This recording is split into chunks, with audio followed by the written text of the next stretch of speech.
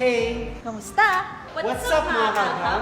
Excited na ba kayo sa 2021 NSTW? Markahan nyo na ang inyong mga kalendaryo ngayong November 22 to 28, 2021. Magkita-kits tayo sa 2021 NSTW! Handog ng DOST. 2021 NSTW. And Science for the People.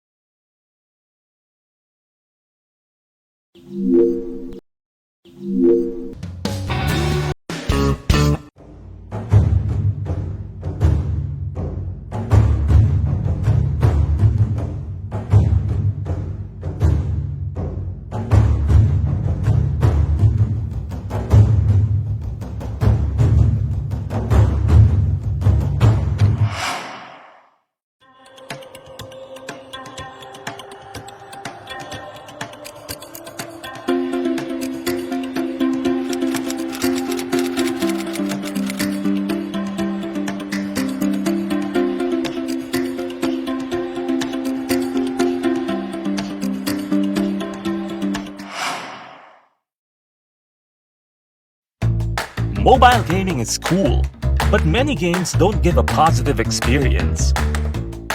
Learning apps can be good, but even the best ones can be boring. What if we take the best of both worlds and make a learning app that's fun? Starbucks Whiz. It's not just a quiz app, it's an epic adventure. And your quest is to test the power of your mind.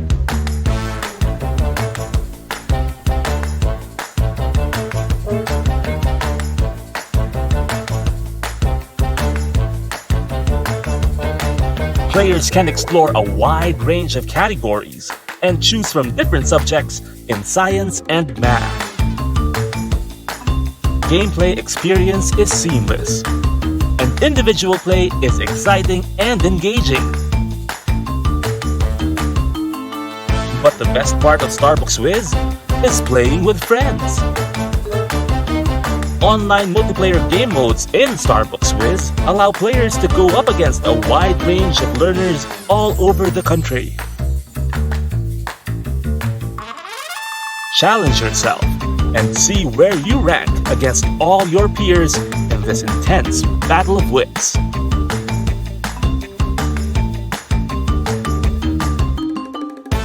Starbucks Whiz is produced by the DOST-STII, so you can be confident that everything is factual and science-based. It's fun, educational, and best of all, it's free. Try Starbucks Whiz today.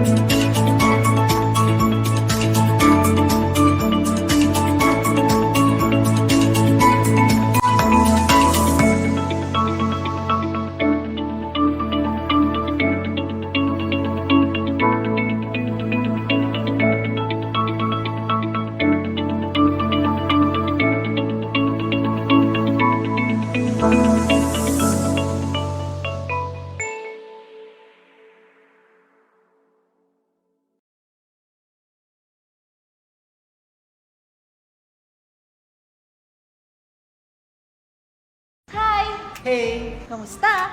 What's up mga kagram?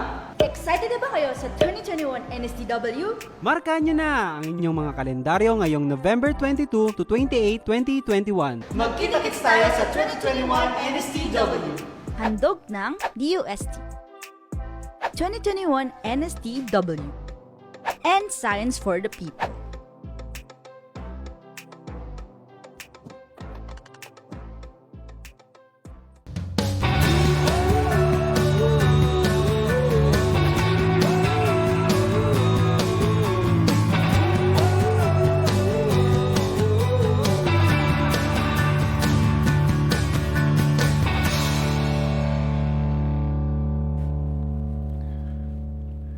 Books is the first S&T digital library in the Philippines, bringing science, technology, and innovation resources to learners all over the country.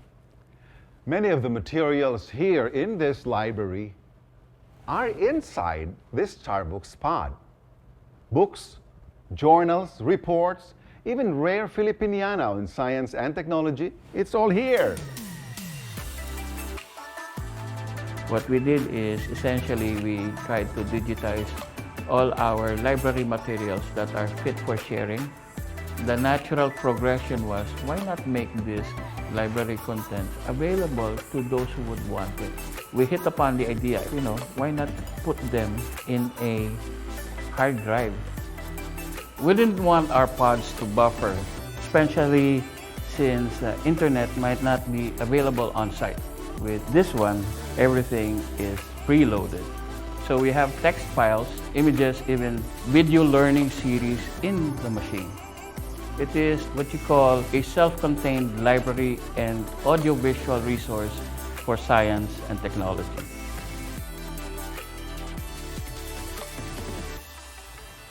We are absolutely inspired by how communities welcomed Starbucks. We felt the need to scale things up, but we couldn't possibly keep up with the demand for Starbucks by ourselves. Private agencies, NGOs, and our government partners readily gave their resources and commitment in literally bringing science to the people. So nakita po namin doon na walang-wala, only 3 teachers, and then wala din masyadong resource materials. Prone to hazard mga lugar na yon. So kapag na-devastate sila ng isang type na malakas, so nababawasan talaga yung mga references nila kasi nasisira yung school or yung library. Sa Albarca, Basilan, kilalang kota siya ng Abu Sayyaf. Doon ko na-experience yung nagde-deploy ka na natatakot ka rin. We donated our e-learning content to public schools. One is through Starbucks. We had a common ground because we have the content, they have the platform. We have to bring the pod, bangka. Yung unang design pa ng pod was cement. Yung base, sobrang bigat nung pod. Pagdating doon, yung in-invite doon sa school was not only faculty, hindi lang students, but also yung mga parents. Nakikita mo yung tuwa nila. Actually, yung head teacher sila is very emotional eh. Halos maiyak talaga yung mga principal, mga teachers. Mas malaking bagay pa rin talaga na kahit walang internet, meron silang isang mapupuntahan na alam nilang puro science related yung masasearch nila. Hindi na sila nahihirapan sa paghahanap ng reference nila sa nandyan na kay Starbucks. So with this readily available at their fingertips, mga ready-to-use e-lessons, e-quizzes, even videos from DOST Starbucks, ang laking bagay na noon to really make engaging materials para lalong ganahan ang mga batang mag-aral. Accessible for all ages nga eh. Even parents, kaya nakakatuwa. Dahil sa Starbucks, umangat yung kalidad ng kanilang pagtuturo. What we can attribute to Starbucks, ang Calabarzon ang top 1 in terms of the number of examinees who will take up DOST-STII scholarship examinations. yung mga agtag group hanggang elementary level lang. Hindi sila nakakapag-attend ng high school nila. After 2 years, nagkaroon ng student nila na pumasok hanggang high school, hanggang senior level. Nag-focus siya sa science curriculum. So yun din yung magandang pagkakataon. Dahil sa pagkaalaman sa siyensya, siguro maiwasan yung kaguluhan. Education is a pathway to peace and development.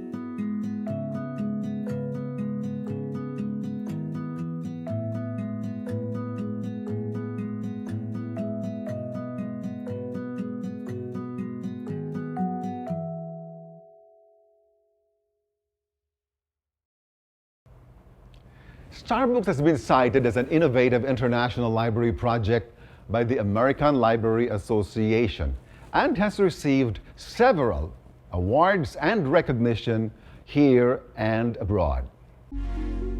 But what makes me proudest of Starbucks is when a student told us that she had won her school's quiz bee with the help of Starbucks. That kind of impact on the Filipino learner is what we and our partners work very hard for every day. Starbucks is a self-contained module, and many of our learners access Starbucks through the pods in their schools. Last year in February, the DOST-STII signed a partnership agreement with the Department of Education to have more Starbucks pods in schools. And then, the pandemic happened. 85% of our pods are in schools. Walang pasok. The others are in public or private spaces, but these were all inaccessible because the entire country was in lockdown. When COVID struck, we were ready. We already had an online Starbucks portal set up before the pandemic. Our web portal and our mobile apps are ready for the new normal. For our 10th anniversary, we are excited to launch a new Starbucks mobile app. We gamified the learning experience. It's fun, educational, and of course, it's free. Wherever the Filipino learner is, at school or from home, we want Starbucks there. That is our commitment.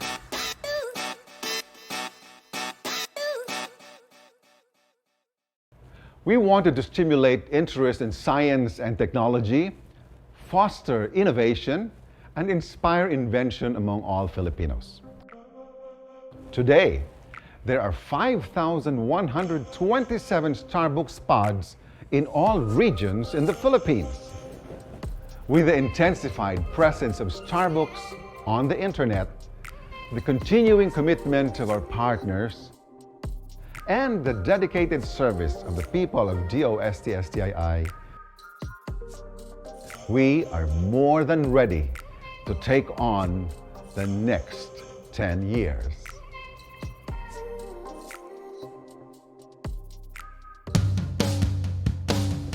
Ten years ago, we built a digital library and brought it to the Filipino learner. 10 years on, we at the DOST-STII will continue to build and move forward, carrying on our mission to bring science to the people.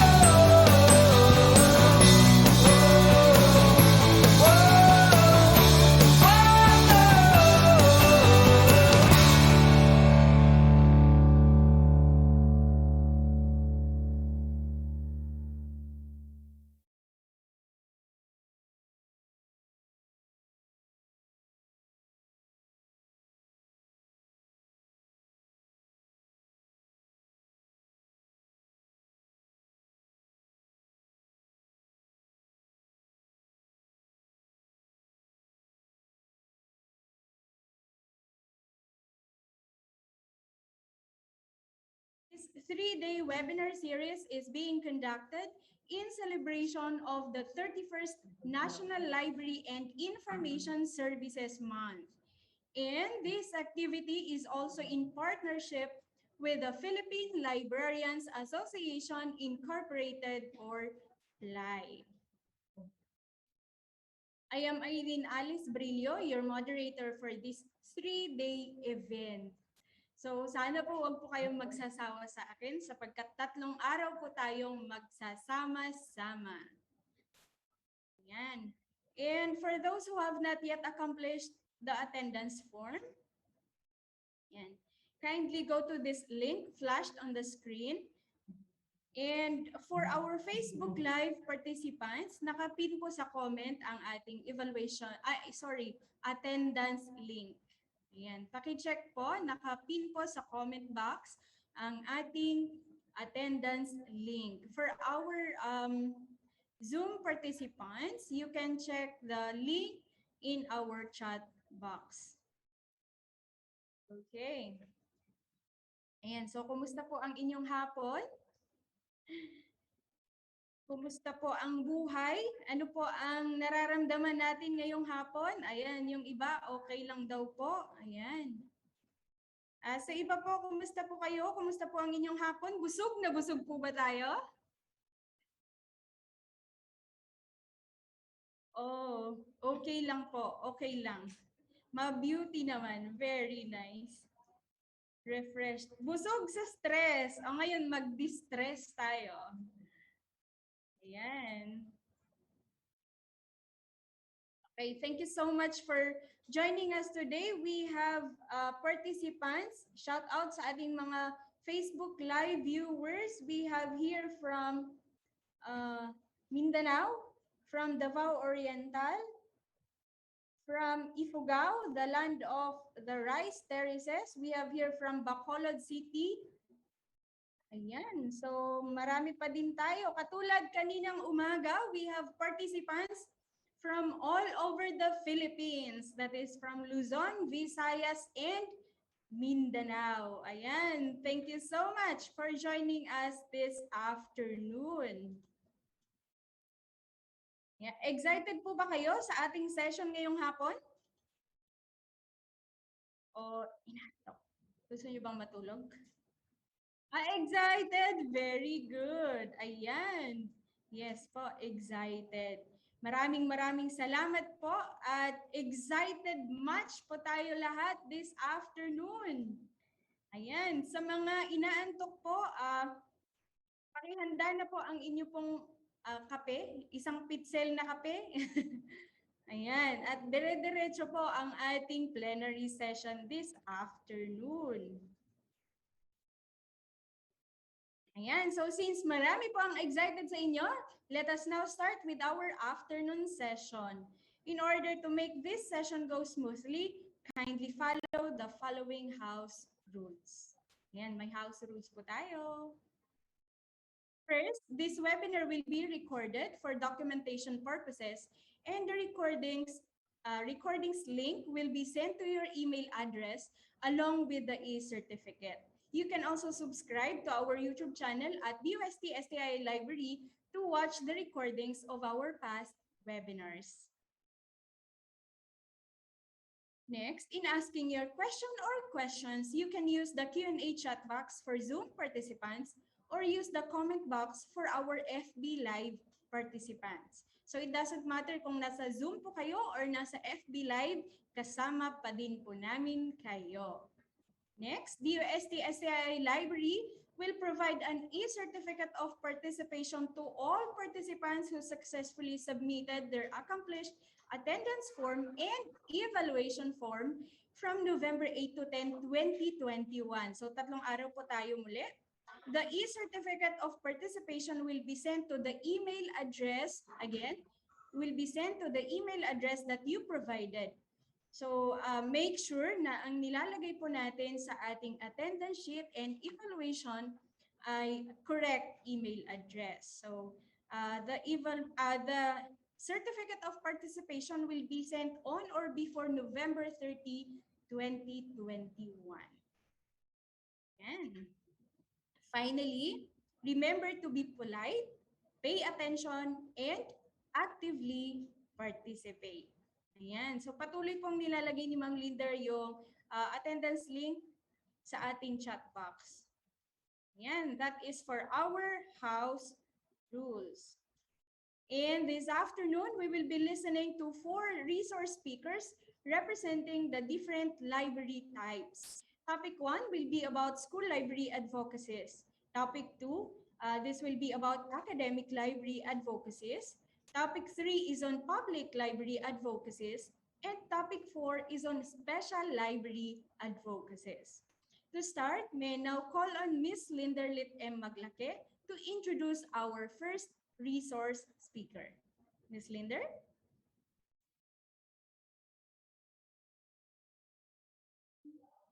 So thank you, Irene. Again, good afternoon, everyone. Thank you for staying with us. So it is my pleasure to introduce our first speaker for this afternoon session to talk about advocacies of a school library in the midst of pandemic.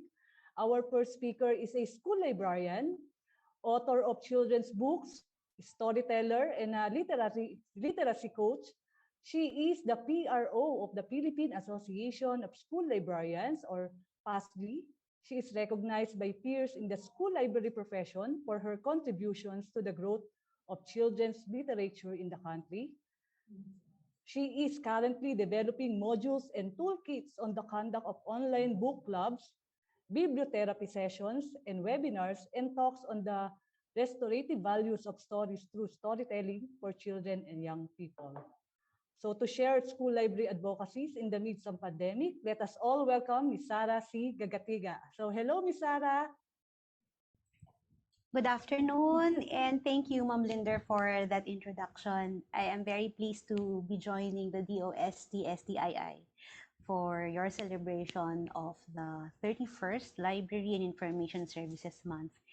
And I take pride and honor in being a guest speaker this afternoon. I hold the Department of Science and Technology of high esteem, especially now that Secretary Boy de la Peña is the one on top, as I know him personally as a co-member of a choir several years back. And just a little trivia, I remember back in March 2020, I was in UP Diliman for a meeting with the National Book Development Board.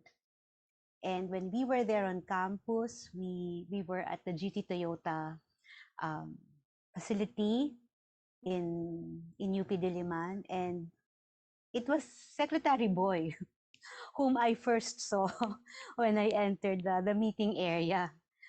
So this is really very important to me. I believe in such meetings as a message from the universe. I do not see Secboy anymore.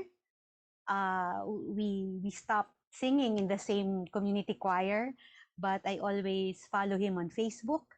And to know that the DOST is pursuing a lot of wonderful research, interesting research that will foster the creative industries, gives me a great sense of hope.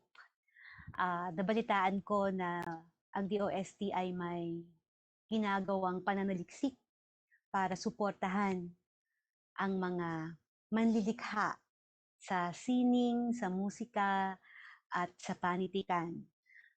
Naabangan ko yon sapagkat nandoon ang aking industry, and your research on what we do in the book industry, in the creative industry, is very, very important, particularly at the time of the pandemic. We need to create in the midst of loss and grief, creating something that is true and real to us on a very personal level is one way of surviving and thriving in such difficult times. So, yun po, advocacy na yun. And to personally share my experiences as a school librarian, pursuing advocacies in this sector of librarianship is something that I hope to do justice.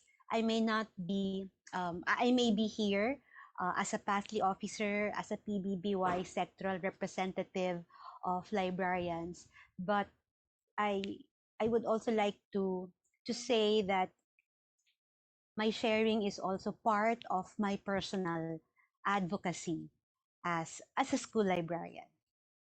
Okay. I hope you can hear me quite well. No ambient sounds. Okay, just let Yes, me Ma'am know. Zay, loud and clear.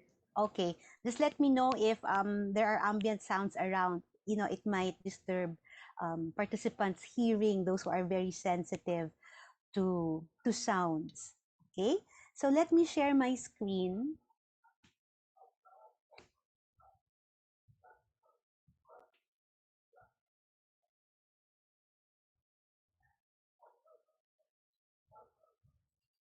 Thank you.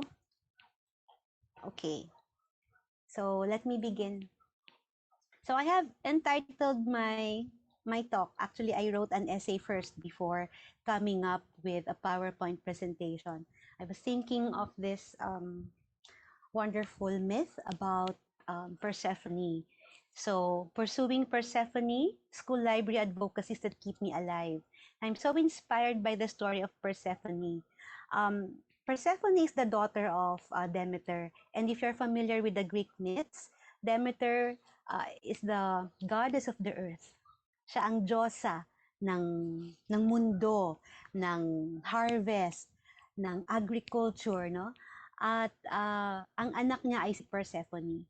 So Persephone is the daughter of Demeter. But apparently, Persephone was abducted by Hades. And it was like 6 months, to put a number, where Persephone was kept by Hades in the underworld. So in the period of 6 months, Demeter was in great sadness and grief, and nothing grew. There was only despair, there was discontent, there was anxiety, there was fear. So ito yung simula ng winter. That was the beginning of fall, winter, as we know it, or as the Western world recognizes it to be. So sa atin, iba yung ating mito, no? Pero pagkukunan ko ng inspirasyon ang kwentong ito ngayong hapon because the Persephone that we seek is always alive. And Demeter was able to get out of that fear, of that great sadness, because of another deity who manifested herself in front of Demeter. Recording in progress. This deity is known as the Baobo. So si Baobo whispered something to Demeter, but it was unknown. It was not written, it was not told, but there are stories in folk literature and in the myths that the appearance of Baobo made Demeter smile and laugh and remembered how important her role as the goddess of the earth is for everyone, no? Sa mundo. So na-realize niya, I have to look for my daughter. And so she searched and searched and realized that, aha, my daughter was abducted by Hades, so I shall go to the underworld and retrieve my daughter. And for some agreement, she did. So then spring came, and then summer, with the agreement that Persephone must go back to Hades as the wife of the ruler of the underworld. So that is the story now of how winter, fall, winter, spring, and summer came to be, our seasons. So I would like to use that metaphor in our pursuance of our advocacies. There is always that Persephone in us, that spring, that summer, and despite the winter of our lives, despite the discontent, we can always look into our own friends and family, our baubo, yung mga nagpapaligaya sa atin, so we can continue our Persephone. So, I've been in the school library profession for, I think, more than 20 years already. And I have my ups and downs. I have my winter, my autumn, but always there is that spring and that summer. And for the next 10-15 minutes, I have to time my presentation because I understand you will still be listening to three more presenters. Let me share with you that adventure. So let's first define what advocacy is. And as Webster's dictionary defines it, it's an act or process of supporting a cause or a proposal. So meron akong pinaniniwalaan na katotohanan, the truths and the realities I hold dear as a school librarian. And that is reading, literacy. I still believe in books, both the printed format and the electronic format. And to me, they're the same. Both are technology that can build skills. The printed book is a technology. Let us not forget that. We are enjoying digital technology. We're enjoying all the e-books in this time of the pandemic. But still, the book is a very important technology.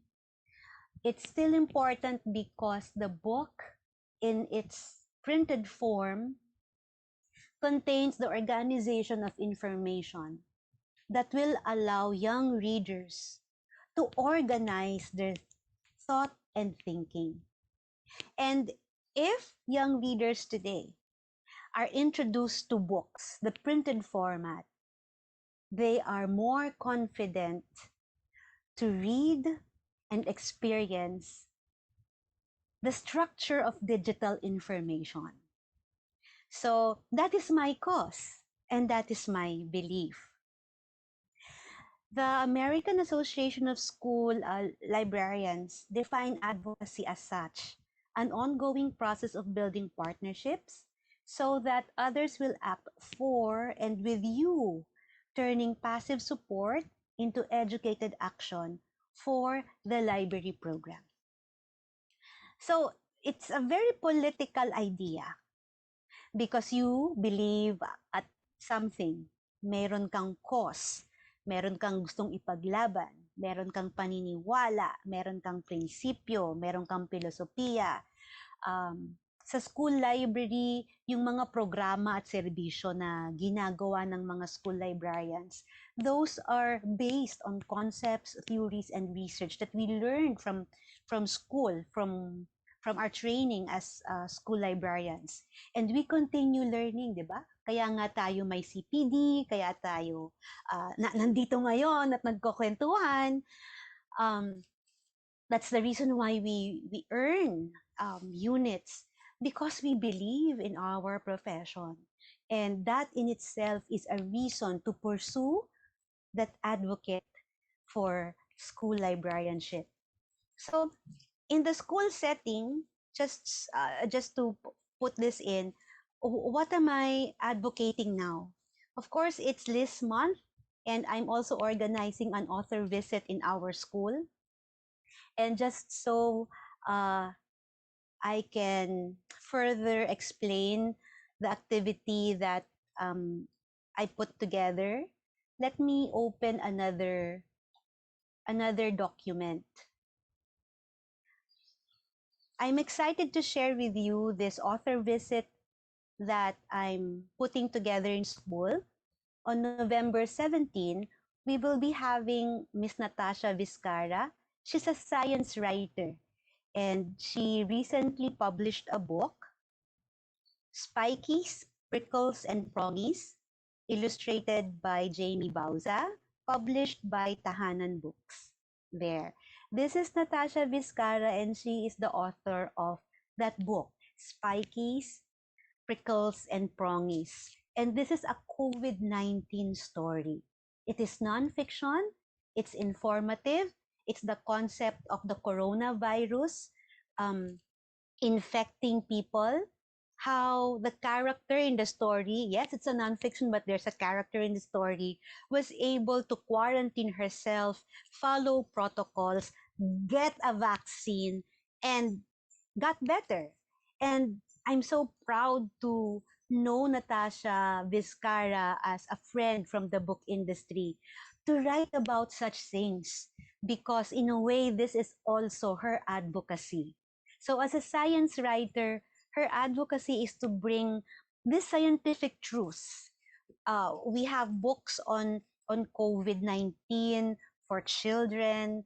Last year, we have several stories in ebook format and in printed book format that were published for children to understand COVID-19.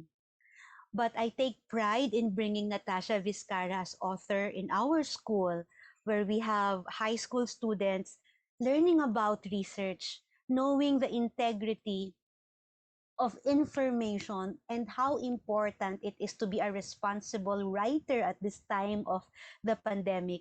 I chose Natasha Vizcara to talk about that as well. So Natasha Vizcara and her publisher has an advocacy. I have an advocacy as a school librarian, and we come together for an hour on November 17 to talk about both our advocacies. And the school community where I belong, the Beacon Academy, is very much supportive of these advocacies. So ito na yung tinatawag nating coming together.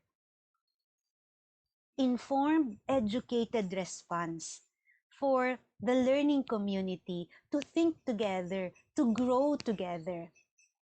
Now, the beautiful thing about this author visit is that our outreach coordinator jumped in the activity so that we can buy 30 books of Natasha Vizcara, and we will donate it to our partner public school, because we recognize the dearth or the lack of materials for children in the public school system about COVID. If DOST has Starbucks, this is your project. It's government funded, right? But there's a certain advocacy that you have in Starbucks. There's a certain advocacy that you carry in Starbucks, that you want people to respond to Starbucks in a unique and authentic way. That is also the same in our experience in the school. And here in the simple author visit, we see different learning communities coming together. And this advocacy is something that's very relevant to us, because in the end, we hope that children will learn how to read, will take on the responsibility of writing and practicing research in a responsible and an integral manner. So that's what I do in school, part of it. And that's the activity I'm busy with this month, because it's also LIS month. But outside my work as a teacher librarian in the Beacon Academy, I have several advocacy I pursue. So I have several Persephones. Ayan. Or isa lang actually naman, dahil magkakabit sila if you look at it. Okay? So I would like now to present 3 activities I've done previous to COVID.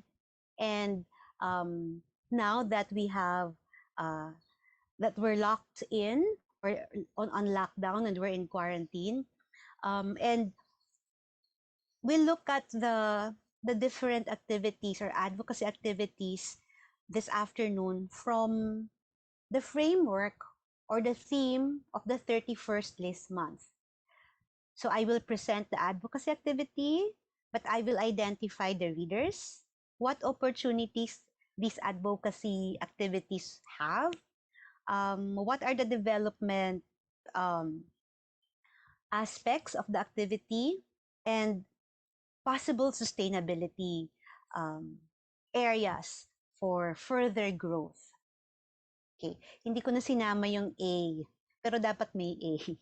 Ayan, readers, advocacy, opportunities, development, and sustainability.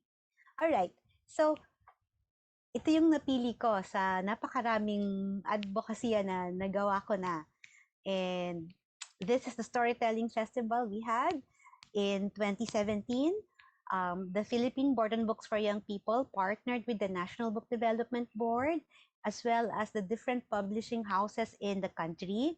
And the UP Diliman community was also part of this celebration because we had the storytelling festival in UP Diliman in the GT Toyota area. And this storytelling festival is in part an activity of the Children's Book Summit in 2017. All of us are volunteers here. My work in the PBBY as sectoral representative for librarians is like a volunteer work as well. Wala po kaming sweldo doon, hindi po ako doon kumikita. Yun po talaga ay advokasya dahil masaya kami. Kailangang buuin ang industriya ng pagbabasa, ng aklat, at ang distribution ng mga aklat. So, in July of 2017, these are the volunteers who helped us set up a storytelling festival for children.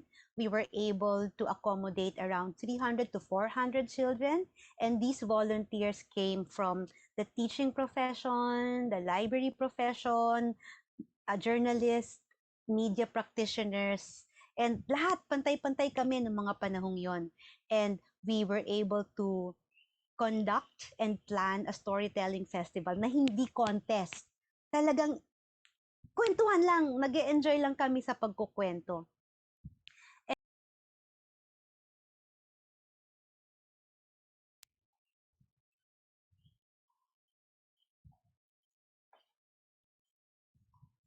And to further amplify the opportunities, the development, and the sustainability of this activity, we were able to build a reading community and a storytelling community. That even today, there are storytellers who were inspired by that festival to continue on telling stories. We also achieved the promotion of children's literature, and we got support from NBDB to continue providing us with the funds to have the Children's Book Summit every other year. We were also able to convince publishers to continue supporting the National Children's Book Award. So ito yung industry na kinakailangan gumugulong. Pero kinakailangan din mayroon siyang mga parokyano. May mga nagbabasa sa kanya. And I think that's the sustainability aspect of activities like this, that when we invest in children, when we invest in books, reading, and literacy, this is something that we capitalize on for the development of human skills. The next activity that I would like to share with you is the Storytelling for Growth and Healing workshop I had last February. And if you look at the picture, katabi ko si Professor Cubaria, buhay na buhay pa siya ng mga panahon na yon. Ngayon ay nasa langit na siya at siguro nagkukwento. And Professor Cubaria was instrumental in my pursuance of bibliotherapy seriously as a school librarian. It was in his class where I first heard about bibliotherapy, and I was very much interested at the healing benefits of stories. So, college pa lang ako, nakitaan ko na siya ng interest. And I kept it in my heart because that's how stories are for me. When I feel sad, I pick up a book. I see myself in the character. I see myself solving problems. And in some way, I feel okay and I'm empowered. So, si Sir Cubaria yung nag-inspire sa akin na ituloy ang bibliotherapy both at my work and in the community.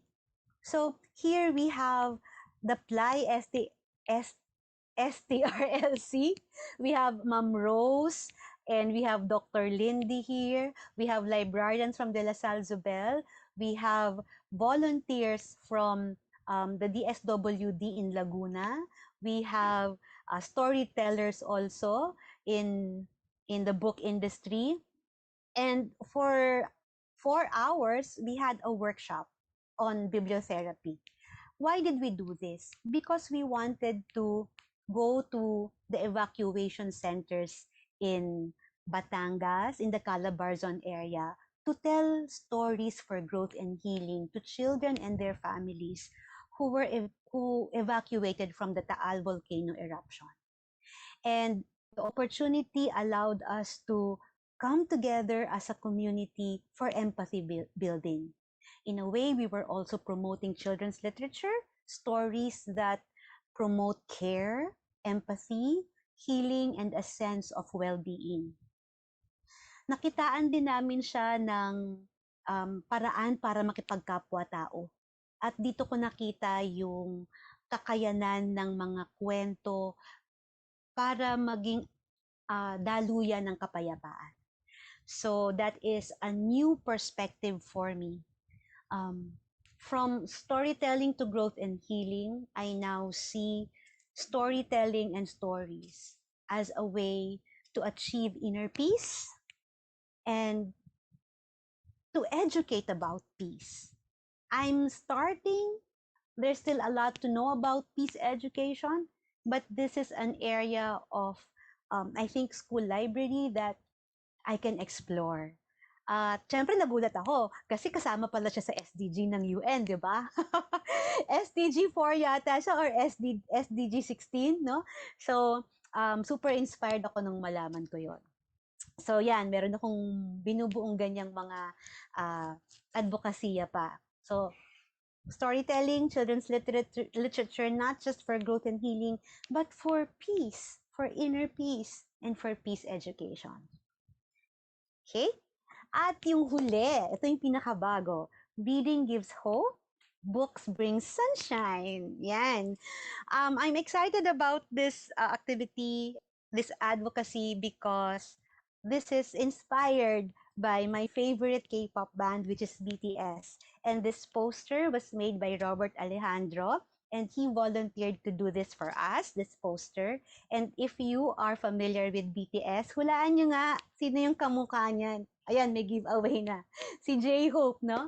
And he's just a burst of sunshine. And this is for us what reading is. It's a burst of sunshine.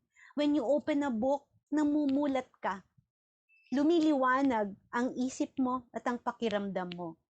And this activity, this book donation drive actually is an activity I teamed up with 2 more BTS fans, and we call ourselves ARMY. So we have Trisi Cantero, who's a long-time advocate of children's books also, and art and reading. And we have Enoy Ferriol. Both of them are my friends in the ARMY. And Enoy Ferriol, if you're familiar with her, she was a Scholastic sales representative before, but now she runs her own online bookstore, which is Dear Books. So we banded together because of that common cause. We love books, we love reading, we share our admiration for BTS. Bias nilang dalawa, si J-Hope. Si J-Hope ang wrecker ko. And we also believe in helping indigenous groups. Peace Camp is an NGO supporting a small ETA community in Pampanga, and Trisi Cantero is one of the volunteers in Peace Camp. And Peace Camp promotes environmental measures to keep the community of the ETA people there as safe and as environmental friendly as possible.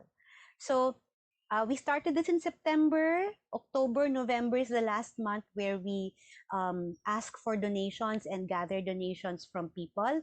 And hopefully by the end of the month, we'll be able to get the books out to Peace Camp. So it follows the same vein. It's for children's literature, it's for reading, it's for the promotion of peace, but there's a component here now of community building for an indigenous group. And because BTS speaks of inclusivity, diversity, a collective action to change a community, yun yung kinuha naming themes to come up with book bundles that book donors can buy and donate for Peace Camp, which will then be delivered to the ETA community in Sapang, Uwak. So, I hope the spirit of volunteerism will roll over. Meron sana siyang interest, no? Yung sustainability niya. We don't know if we will have another book donation drive that follows this model, but definitely when the year closes, we'd be very happy to evaluate our efforts for the book donation drive we set up for Peace Camp and for the ETA community in Sapang, Uwak. So that's the end of my presentation. You can check my materials in my blog, School Librarian in Action. I shall continue with my beliefs, my truths, and my realities because these are my Persephone. And should there come a time when I experience a winter of discontent or the fall or the autumn of my life, I go back to my Persephone, children's literature, children's book industry.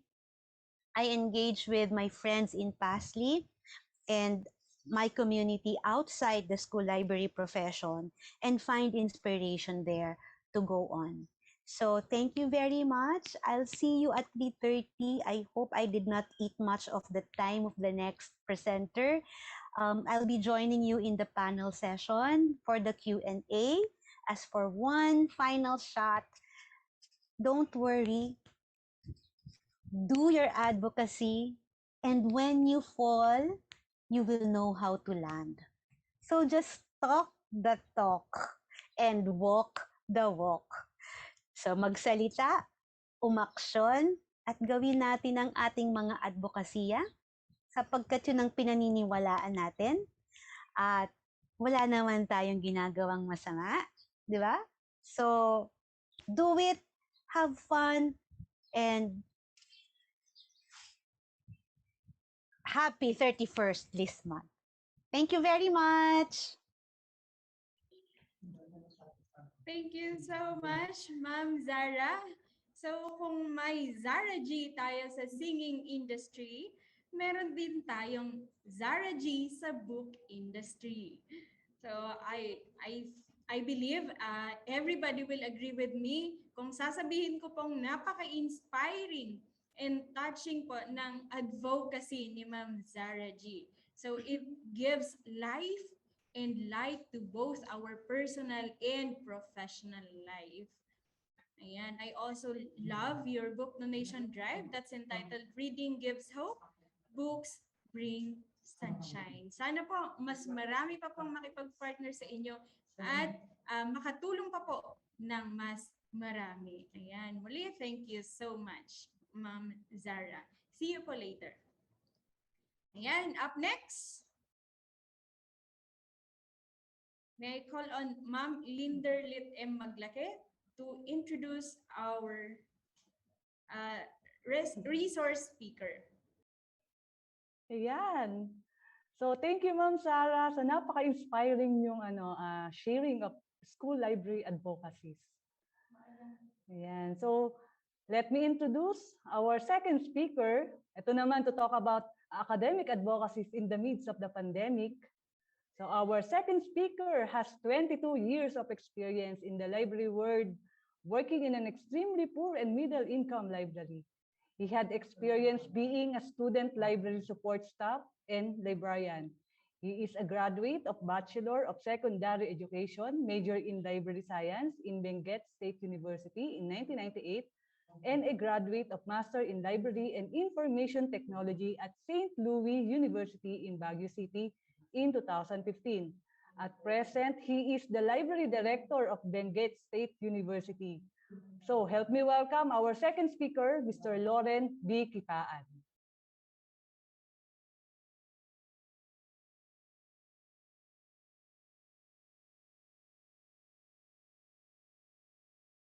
Para sa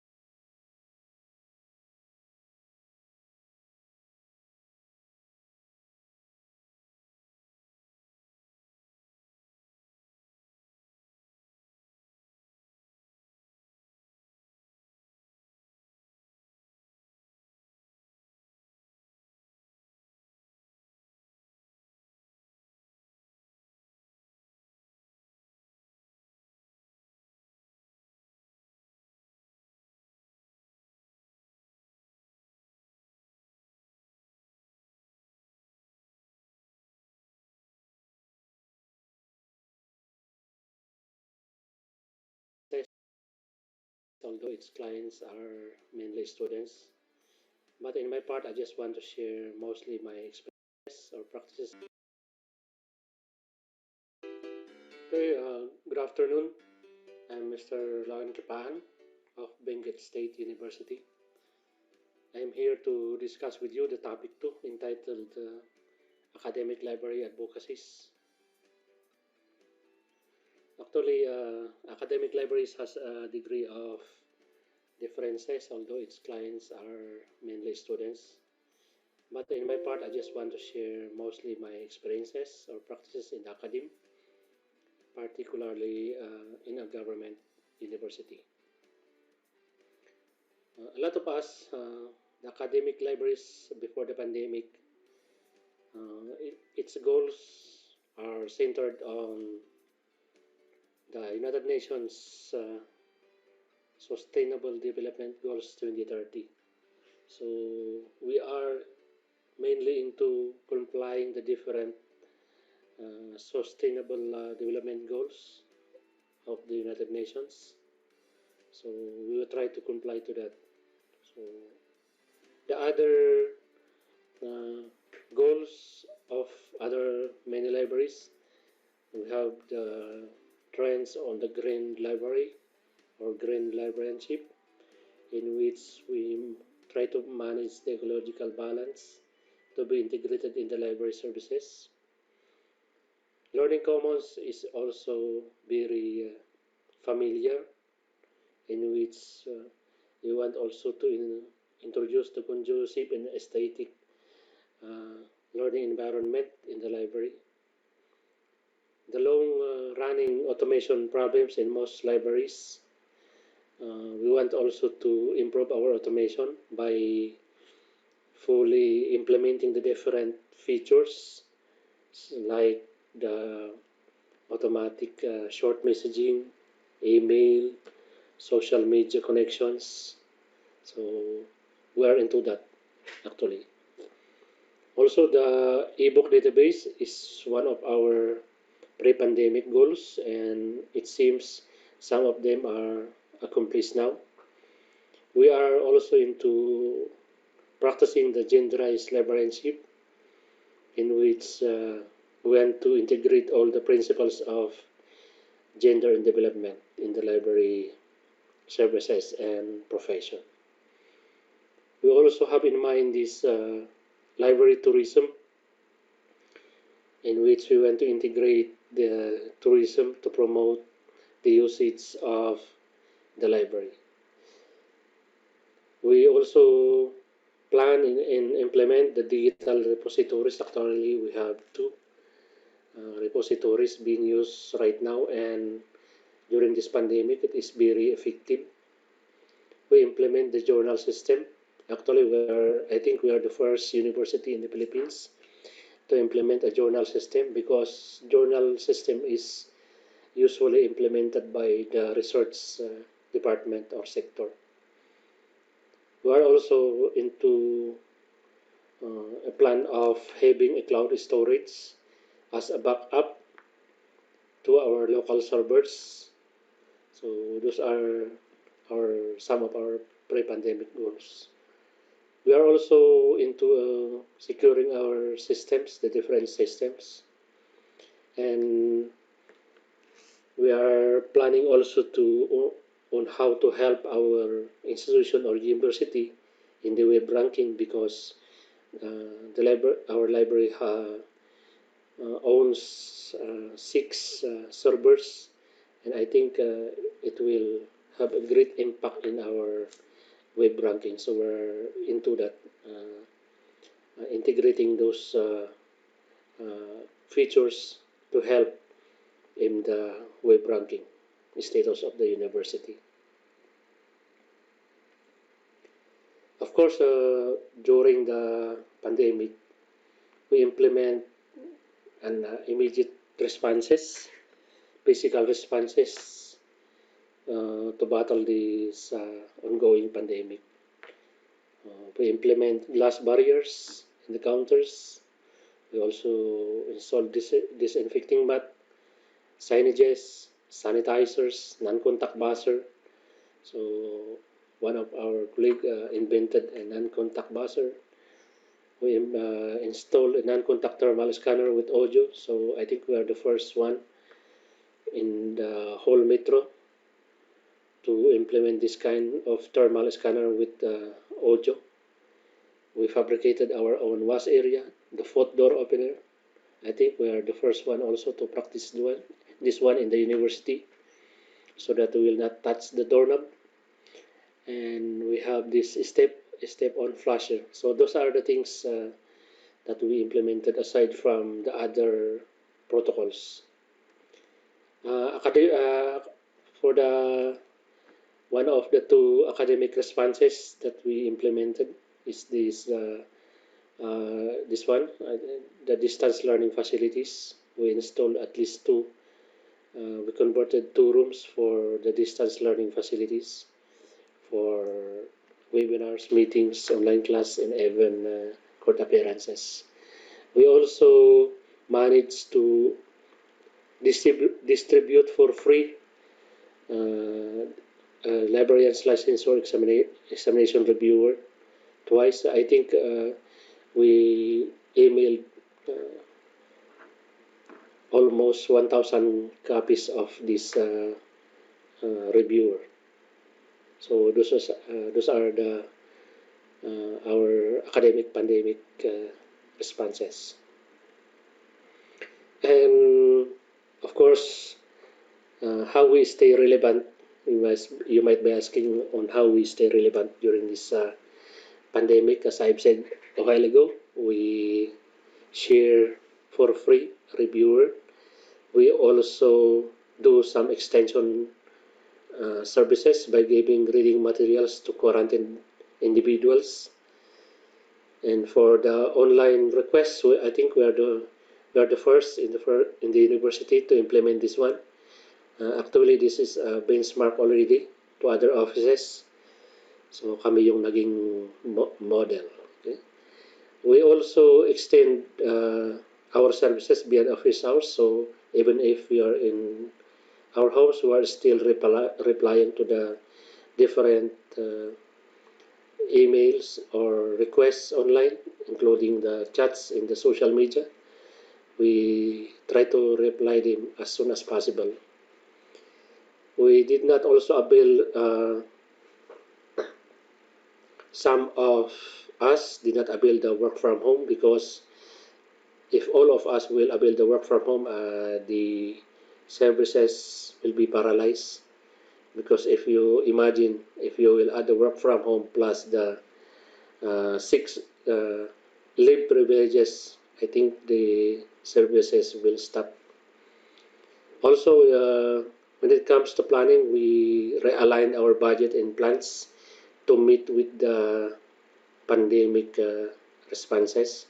So we try to realign our budgets. And for our recording rooms, we use the OBS StreamYard in Zoom, although other teachers use their own platform to meet with their classes. We also hosted student organizations acquaintances, so hindi lang siya pangklase, we also extend our hosting sa mga acquaintances, meetings, and webinars. And then the other one is, of course, this is very basic. To meet with the protocols, we rearrange our different sections. We also use social media and other internet for communications. So basically, we accept social media inquiries because that is very mobile and very accessible to them. So hindi po kami gaano stricto doon sa communication. We answer even chats only. And we also try to adapt ourselves with the current situation. We live with COVID-19. So one example is we clean our own space. So I think we benefited from this practice because during that time, our janitress is being infected with COVID, at least we have no fear of reinfection or infection because she did not touch our tables and other parts of the office. And then we find this pandemic as opportunities also. So we learn how to operate Zoom, video editing, and other technology thing. So at least we are now relevant because we learn those skills. And then we created a service that is not relevant, but that is not related but relevant. So one example is the Grammarly, our subscription to Grammarly, and originality for the plagiarism. And then also we introduce the open journal system. So at least even if that is not really direct or that is not our mandate, we still provide them that services to be relevant to other professions and to the students and other stakeholders. So we are receiving a lot of positive feedbacks for these services. And may I just add this little honesty bank. I think we just put up this to help relieve the financial stress during the pandemic. So we put up a little amount so that during emergencies, all the library personnel can borrow a little amount of money in this little honesty bank that we put up. And then the last one is we are lucky now that we have 3 internet providers to supplement and provide backup during the downtime of other providers. So if in case the other provider is down, we can easily connect to the other provider. So that is how we became relevant in the library department. And for my moving forward thoughts, may I just read it to you? The world wants to rest. We need to hibernate and while. It's very impossible to equate our performance during the pandemic time. However, pandemic has a positive impact by pushing us to go fully digital. So yun yung nakita kong moving forward thoughts natin, in which even if it is a pandemic, na-force niya naman tayo na to implement those digital thing, in which yun naman talaga yung goal natin before the pandemic. And why we continue the positive impact of pandemic? I read from this research. It is a peer-reviewed research that in this research, the acceptance of distance learning even after the pandemic. So in the final result, it says there that the distance learning will is really the trend even if the pandemic will gone. So ituloy lang natin yung goals natin to fully digital and implement some technologies in the library to improve the services. Of course, there are some challenges of academic libraries now. I just outlined for. First is learning commons and discussion rooms are not possible right now, in most cases lang.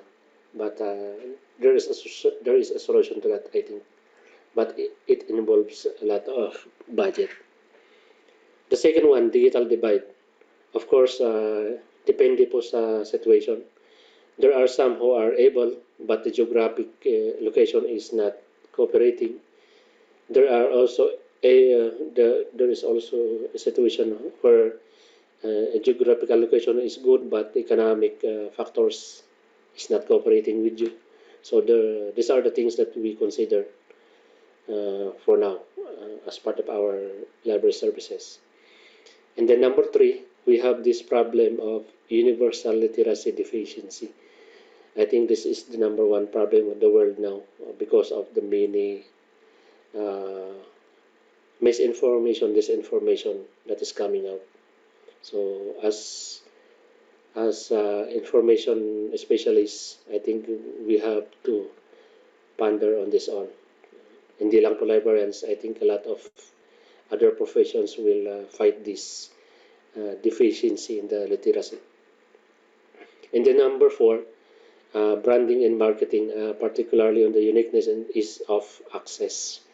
So because of us, a lot of competing services, we need to be unique also.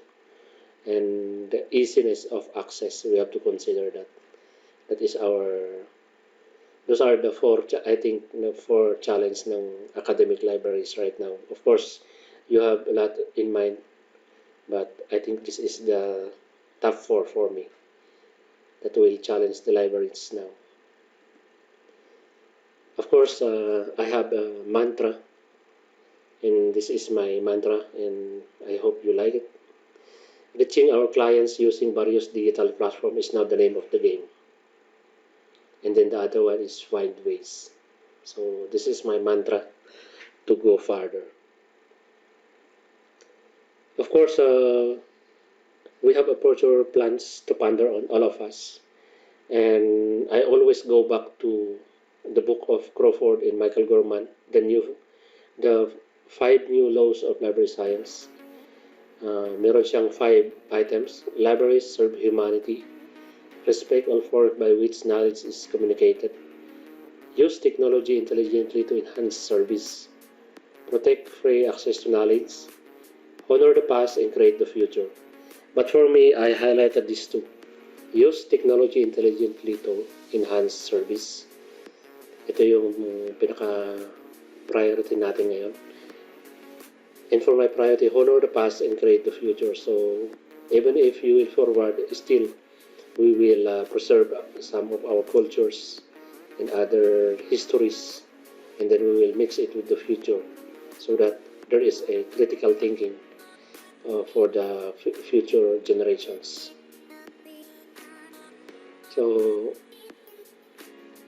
this is my future plans to ponder. A lot of us already heard the word smart city, smart campus. And I think it is very logical also to adopt the smart library.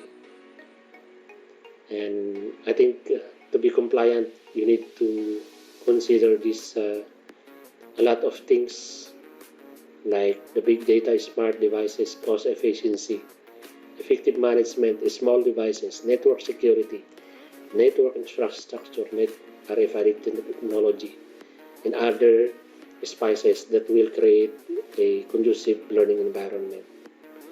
So that's the term for the future, for our future as part of the academic library, the smart library. And for my parting words, may I just read it to you. Librarians in the pre-pandemic are directly related, but to stay in the profession, we need now to stay relevant. So we need to find ways. We will not just stick to our mandate or just job description. We need to stay relevant to be appreciated by our stakeholders and the administration. So I think that is one way to create opportunities, advocacies, and sustainability to our readers. And that is one way to building roads to make our stakeholders happy in the future. Thank you for watching.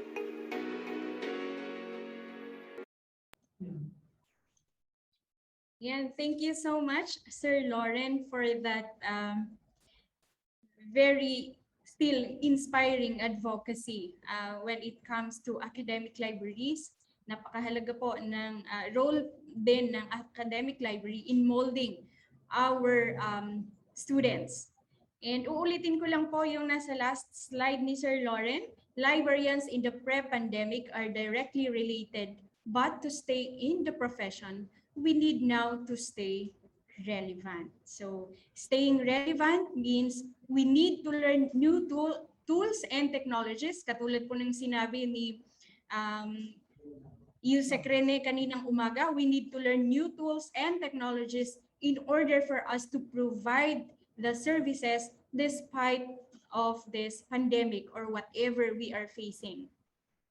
Also, with technological advancement, we also need to anticipate what the future trends will be. So we honor the past, katulad ng sabi ni Sir Lauren, and utilize it to create the future. Before we move to the next resource speaker, may I remind everyone that we will be posting the evaluation link just before our afternoon session ends. So habang nagsasalita pa po ang ating mga resource speaker, wala po munang magtatanong o manghihingi ng evaluation link.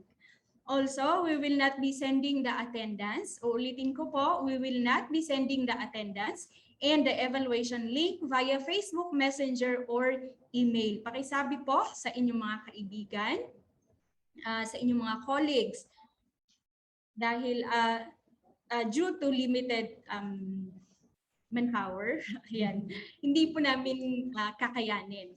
So, kaya po, pinopost namin yung evaluation link just before the session ends. Okay? So, moving on to talk about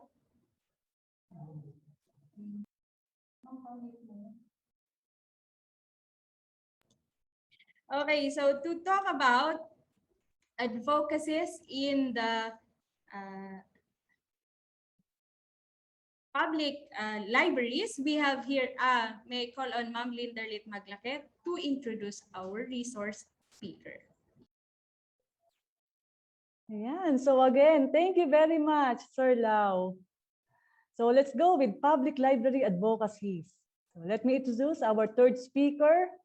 He is the current head of the Cagayan Provincial Learning and Resource Center, formerly known as the Cagayan Provincial Public Library, which is situated in Tuguegarao City, province of Cagayan. He is a graduate of Political Science in 2003 and Library Science in 2006, respectively. He is also a graduate of 2 master's degree, Masters in Public Admin and Masters in Library and Information Science.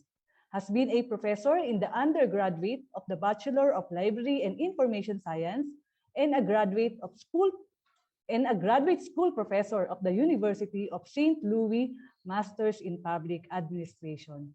He was the former director of libraries of the University of St. Louis from 2007 to 2014. He was the former executive vice president from 2013 to 2014, and eventually the president of the Philippine Librarians Association Incorporated, or PLAI, National Board of Trustees for the year 2017 from 2018. During his time as PLAI president, the National Board of Trustees was able to seek approval on the use of RL, the abbreviation after librarians team, to mean registered librarian.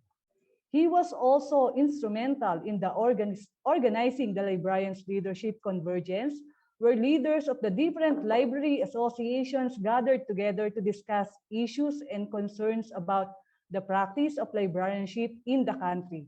Currently, he is the founding president of the Cagayan and Kalinga-Apayao Librarians Association Incorporated, established in 2006. The vice president of the Association of Librarians in Public Sector in 2015 to 2016.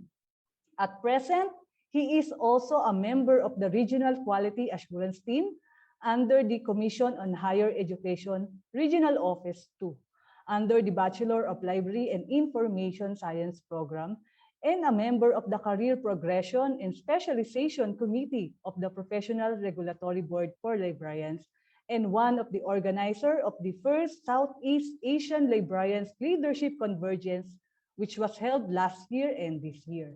He had been invited to several local and international trainings, conferences, and seminars as a resource speaker.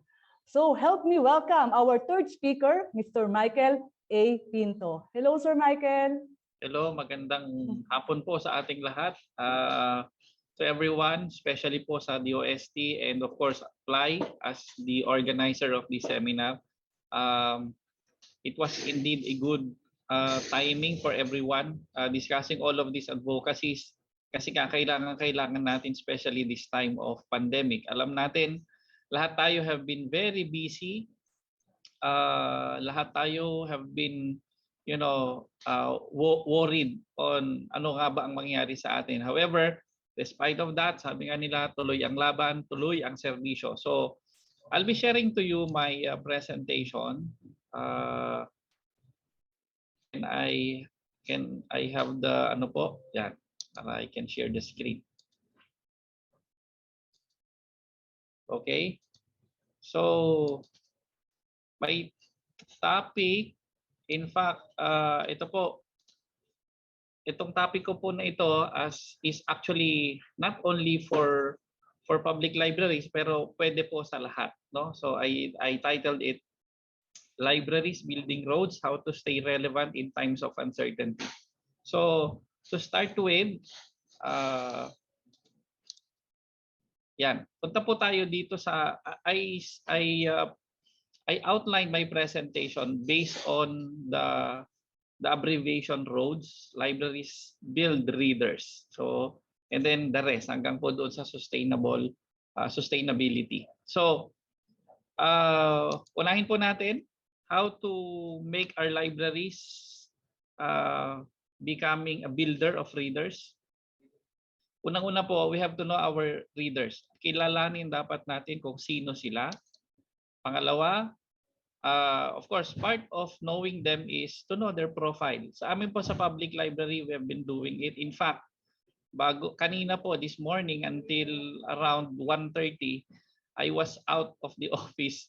Kasi po, nandun kami sa isa sa mga pinakaliblib na lugar ng Cagayan, going to that place to see and para mag-profile din, no, kung anong meron sa kanila. That was the first time, just to share, na magkaroon po sila ng daan. And I mean yung road talaga, road specifically.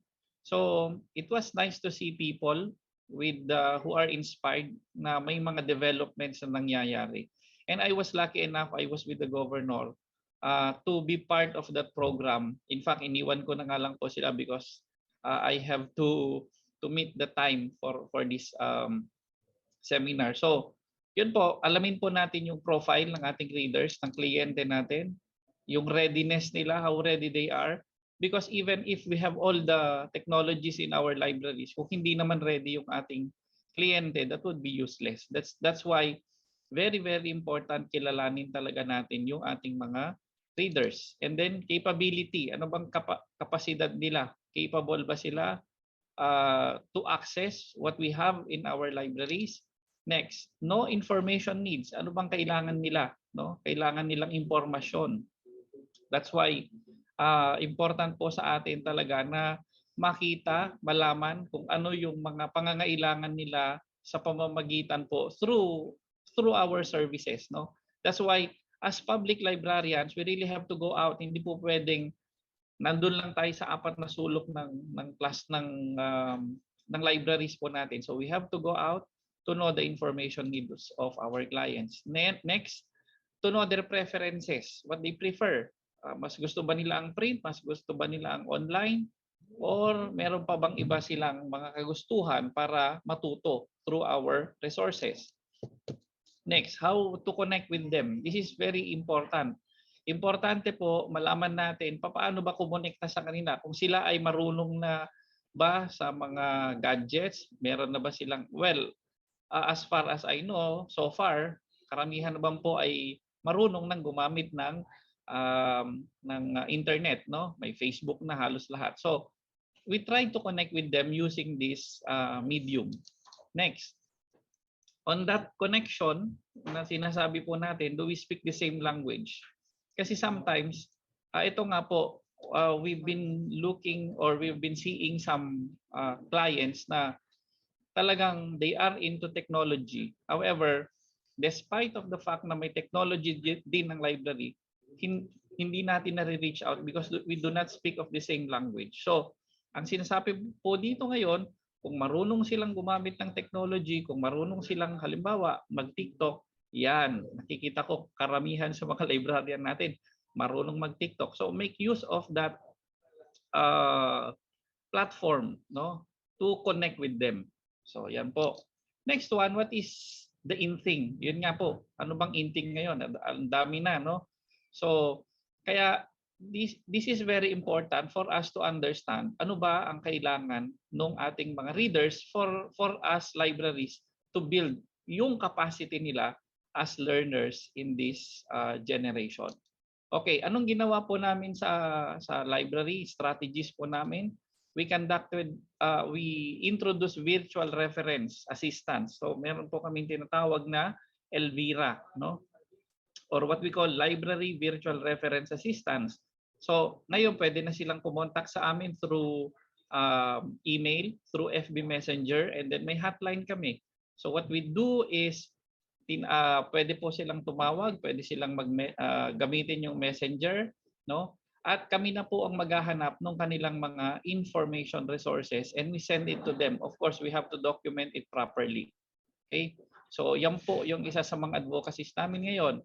We also provided bookmarks and study tips. Alam po natin ngayon, itong bookmark nakikita po ninyo right now, andito na po yung information about the Elvira, yung aming pong service, online service. And nandyan po yung email, hotline, and then the messenger. At the back of that bookmark, nandun po yung study tips. So example po nito, itong isa, sumangguni sa magulang kung may hindi nauunawaan sa mga assignments. So we made use of this small piece of paper na maging daan, no, para to remind our readers na kailangan po nila ng kumbaga paalala. Okay? We provided I think 20 of this na iba-iba pong mga study tips. So binigay po namin yan all over Cagayan mula 28 municipalities and 1 city. Binigyan po namin lahat ng mga estudyante so that they can reach out sa aming public library. Then of course yung aming FB page, no? So yan po, so far right now I think we have around 4,000 plus na po and counting, no, yung aming pong followers. So lahat ng mga activities, lahat ng mga events that we had in the provincial, the Cagayan Provincial Learning and Resource Center, nandyan po sa aming FB page. If you want to check po, ito po, i-click nyo lang po or i-type nyo lang Cagayan Provincial Learning and Resource Center, then makikita nyo po, that's our FB page. Okay? Now, what have we done at the CPLRC? Ito pa. Ito po yung mga ginawa namin para mas ma-reach out kami. So we conducted meetings. Ayan, I usually meet with librarians. Okay, nakikipag-meeting po ako sa kanila for me to know ano bang current trends ngayon. We conducted online orientation to all schools. In fact, iniisa-isa po namin ito from high school until colleges and universities. Then, we also introduced, ito po, tingin ko maliban sa UP, kami po yung public library na kauna-unahang may teleradyo, and we call it Kay Gandang Alamin. So isa po ito in a way of advocating, no, kung paano natin i-reach out yung ating mga kliyente. Yan. So how to stay relevant to readers? Ito po ang dapat natin gawin sa paningin namin. Library should be able to understand the readers, know their preferences, and provide the necessary facilities to hone their skills through the materials they read. So yan po ang kumbaga advice natin sa ating pong mga libraries and librarians. Okay? Next. Sa opportunities naman, libraries build opportunities. Tanungin natin sarili natin, what are the services we can offer? So do we have the right facilities? Yan, meron po ba tayo? Then do we have the right materials? Kung yung isa kanina, right facilities, this time naman, right material, no? Sabi ko nga po, kahit na ang dami-dami mong libro, kung wala ka namang internet connection this time, ngayong mga panahon na to, I doubt if we can still reach out to more clients na meron po tayo. Then, yung right material, tama ba yung mga materials na meron tayo? Well, of course, for public libraries, walang problema po because we cater to everyone. Okay? Yan po. And do we have the right skills? Yan po.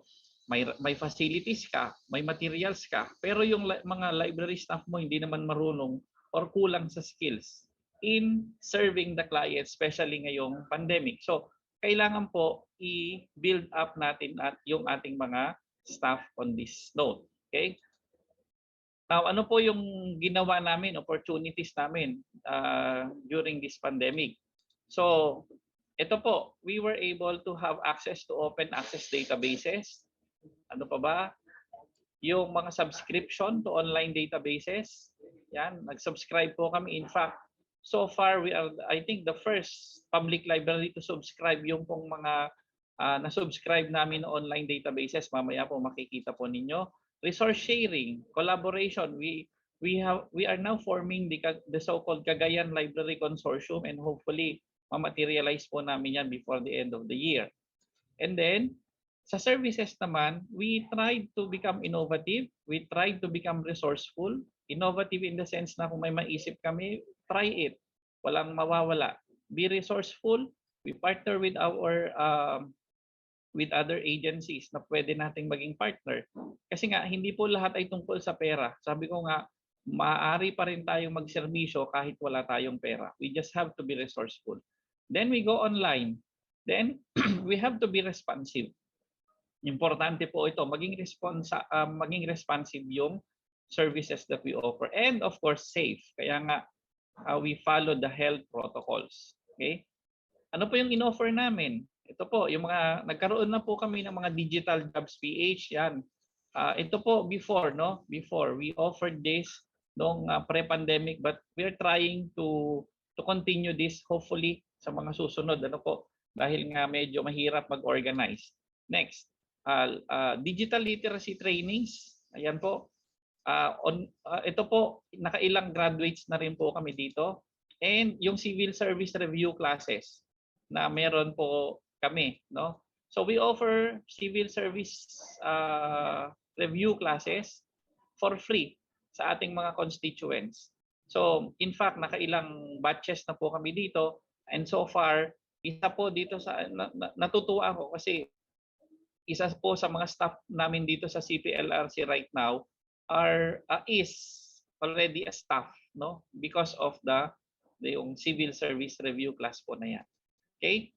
How to stay relevant in providing opportunities? Ito po sa ating mga libraries. Libraries should be able to introduce innovative and responsive services to the community through collaborative activities with partner agencies. Ang dami po nating pwedeng maging partner, no?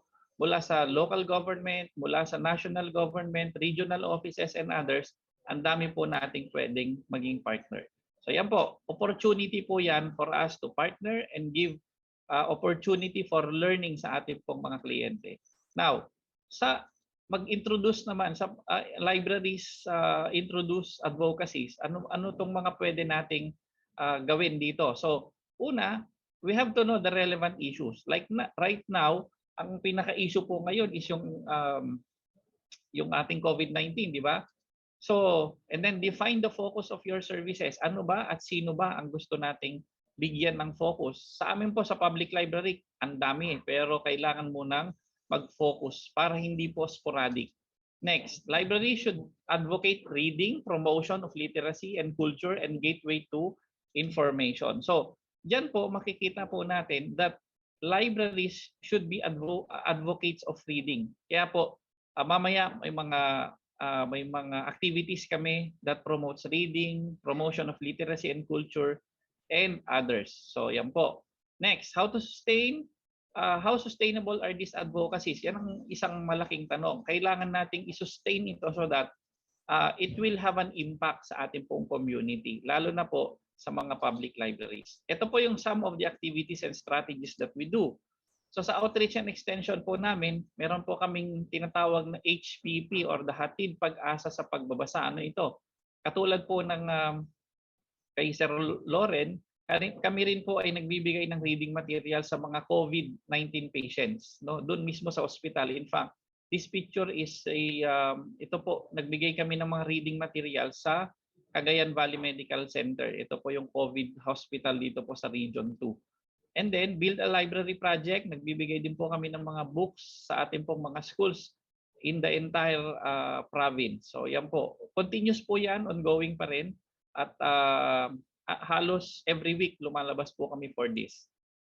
Ano pa po? Online storytelling. Ayan po. So meron po kaming makinig at matuto, no?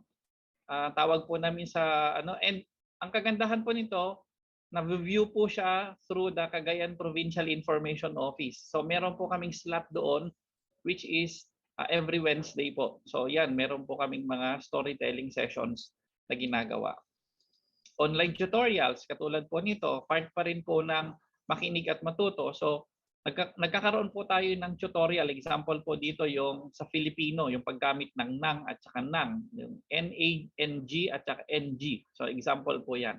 So if you want to look at these services, pwede po ninyong tingnan sa aming website. And then online program. So meron din po ako ito, yung Buhay na Aklat. I call it the CPLRC Human Library, no? Buhay na Aklat. So I interview personalities, yung mga simpleng tao, yung mga may kilalang tao, and share their stories online. So yan po. Every third Wednesday of the month naman po ang schedule po nito. And then how to stay relevant through advocacies. Yan, ito pong kailangan daw natin gawin. Library should be able to provide impact. Yan po ang importante, yung magkaroon tayo ng impact sa buhay ng community na sineserve po natin. Okay? So yan po. Next, libraries build development. Ayan po, provision of information through different formats. Ano po ito? Mamaya, di-discuss natin. Provision of access to relevant materials, empowering the users. So ito po yung mga sinasabi ko po kanina, we were able to subscribe, no? Dito po sa mga electronic resources po na ito. I think so far we are the first po na public library na nakasubscribe po dito sa mga online resources po na ito. And I'm happy kasi for this year, meron pa pong additional na 5 na databases na madadagdag po dito sa aming resources na yan. And then how to stay relevant in achieving development. So ito po ang kailangan daw natin gawin. Libraries should be able to provide the relevant resources and services to empower the users to become responsible users of information.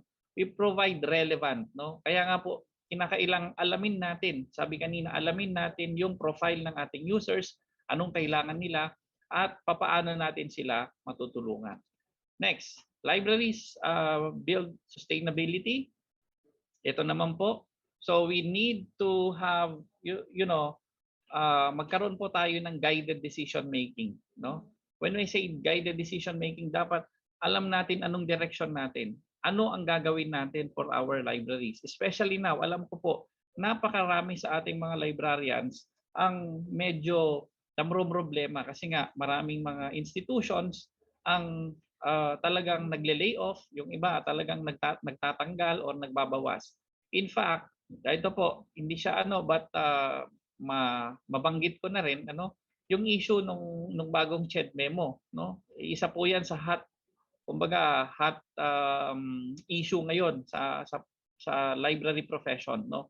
So with all of this situation, nakikita natin paano natin i-sustain yung ating mga services in response to yung tinatawag po nating UN sustainability goals, para in the end at the end of the day, yung pong mga libraries natin will still be relevant.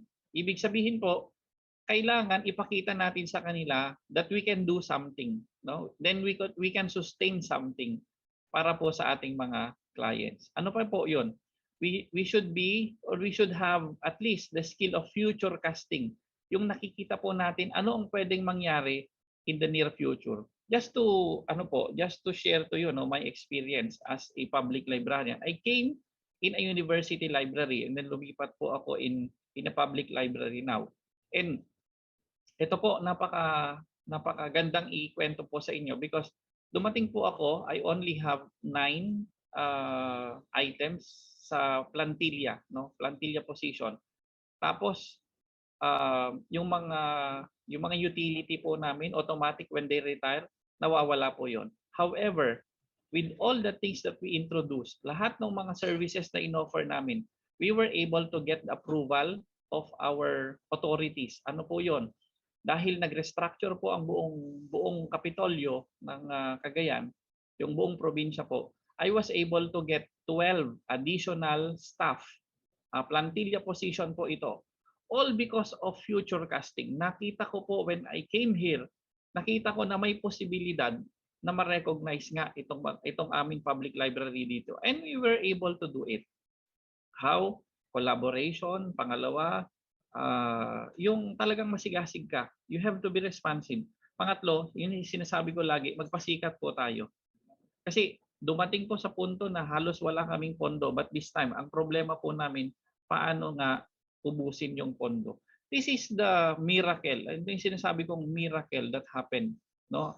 For just how many years? I just became the head of the Cagayan Provincial Learning and Resource Center in 2016. But ano na po ngayon, ilang taon pa lang, but we were able to get that all because of we have that future casting na sinasabi.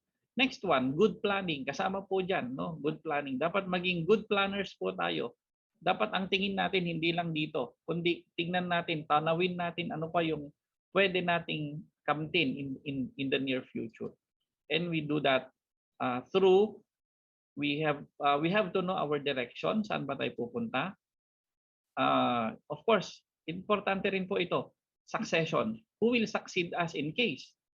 Kasi po, importante, we have to train people to become like us. Especially if you are a good leader, then train people to become like you. Otherwise, pag umalis ka dyan, back to normal na naman yung opisinang pinanggalingan mo. So kung maganda ang ginawa mo, the better. Okay? Next, we have to have alternatives. Yan. May plan A, plan B. Pag itong inintroduce natin, hindi pwede, introduce natin yung iba, tignan natin, baka pwede.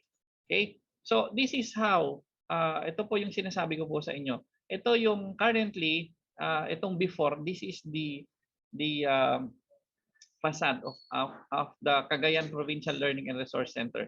But because of our insistence, because of the things that we do, because of yung future casting na sinasabi ko po kanina, we were able to get 26.6 million for the renovation of this building. So hopefully, ongoing na po, kaya nalipat po kami right now ng opisina because ongoing na po yung restructuring ng aming opisina. So hopefully by next year po, matatapos na po ito. Okay?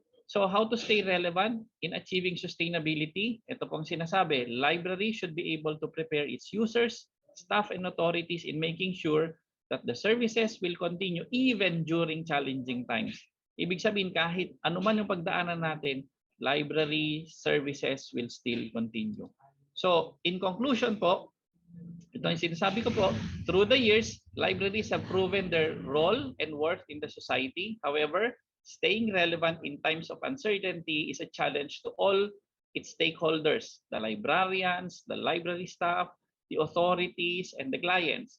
So with the continuous innovation and good planning, libraries will continue to build roads, to build readers, to build its readers, to provide opportunities, introduce advocacies, support development, and ensure sustainability in order to stay relevant, whether in ordinary times or even in trying times. So with that, magandang hapon po sa ating lahat. I hope you learned something good. Stay safe po. And I'll wait for 3:30 para po sa question and answer. Magandang hapon po sa ating lahat. Ayan, thank you so much, Sir Michael. Pwede bang sabihin na lang, sana all?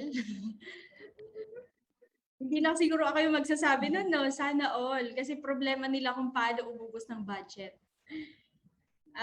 Anyhow, ayan. So, magsasabi lang po ako ng kaunting napulot ko doon sa sinabi ni Sir Michael. Kasi ang dami po at pwede po nating i-adapt sa ating mga libraries. So,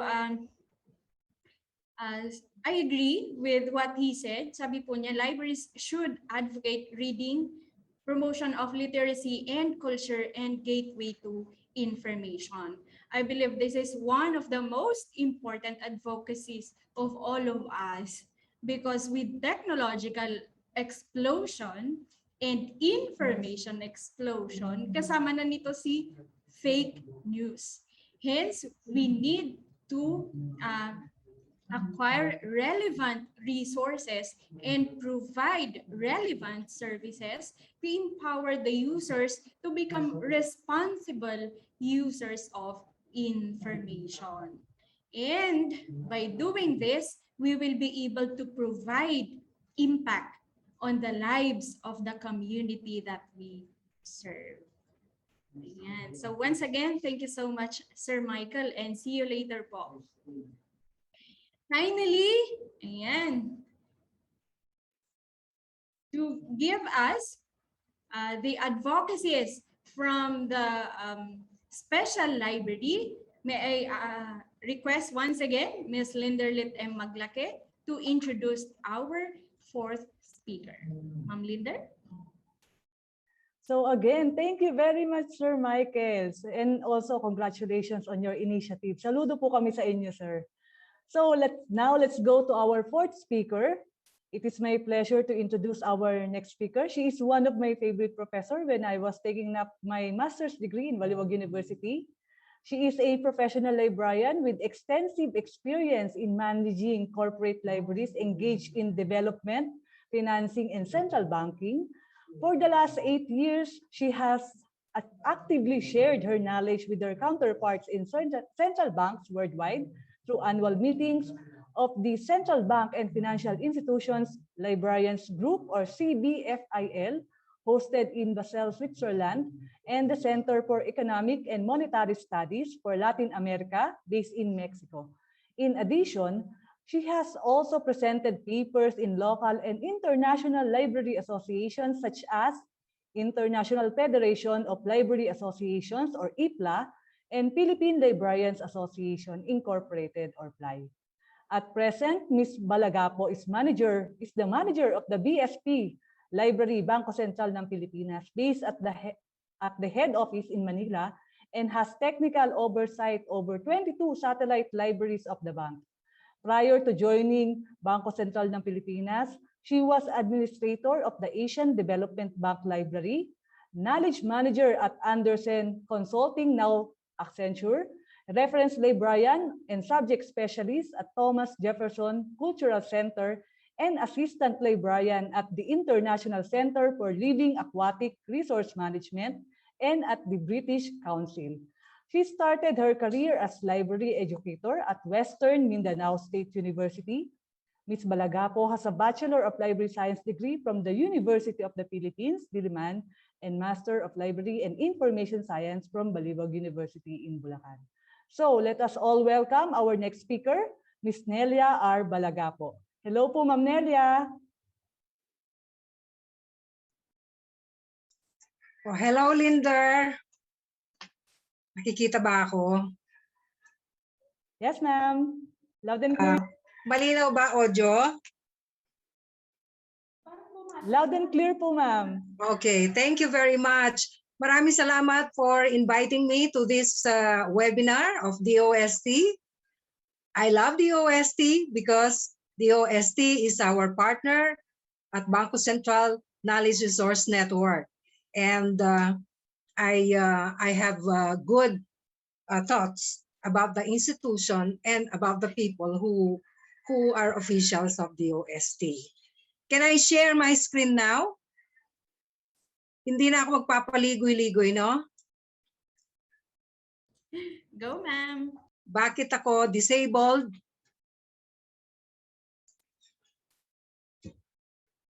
Patry po ulit, ma'am. Okay.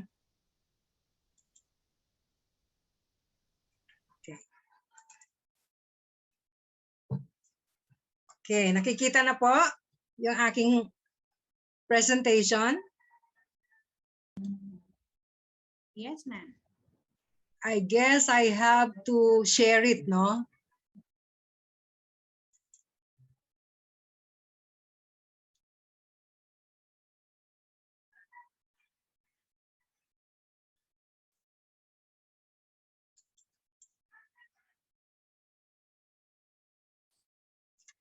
Teka lang, gusto ko siyang slide. View slide. Ma'am, sa may lower part po, ma'am. Present po. Malapit po dito sa may percentage ng screen. Wait, Lower part po, ma'am.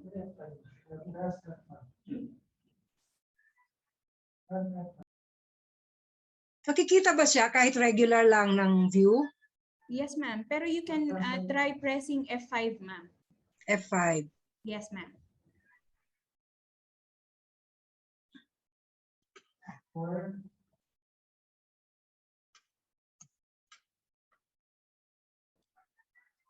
Kung hindi po, ma'am, you can go to slideshow, yung nandun po sa taas. Oo nga. Teka, sandali ha. Excuse me at medyo hindi ako masyadong familiar dito sa Zoom. It's okay, ma'am.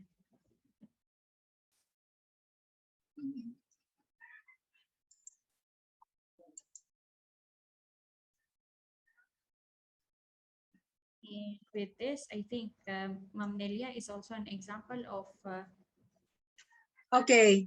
Siguro ganito na lang. I think nakikita naman siya, no? So, ma'am, we can actually share. We can share your presentation. I made some revisions kasi eh. Okay. Sige, ma'am. Go, ma'am. Okay. So, good afternoon to everyone, sa lahat ng mga librarians who are present today. I'm going to share what we have been doing at Bangko Sentral ng Pilipinas. And I will relate it to the theme of this webinar, roads, no, in collaboration with PLAI. So the title of my presentation is From a Social Distance. No, the word social distance, I think, this is a very new concept that we only heard of regularly during the pandemic. No, so just like all of us, our institutions, we became distant. We had to isolate. We had to quarantine ourselves during the pandemic. So at the same time, we had to continue to provide for services in our library. As you may know, my library is a special library, so very much different from the 3 other types of libraries that were presented a while ago. So just to give context to my presentation. So ang BSP po, Bangko Sentral ng Pilipinas, ito po yung central bank ng ating Pilipinas, no? It was established on July 3, 1993, pursuant to the new Central Bank Act of 1993. But prior to 1993, in 1949, it was called Central Bank of the Philippines. And during that time, it was also the country's central monetary authority. So something went wrong along the Philippine history. Nagkaroon tayo ng maraming turmoil sa Pilipinas. And then they had to shut down Central Bank of the Philippines and rebuild and make a new one. So naging Bangko Sentral ng Pilipinas na po siya. So BSP is a government-owned and controlled corporation.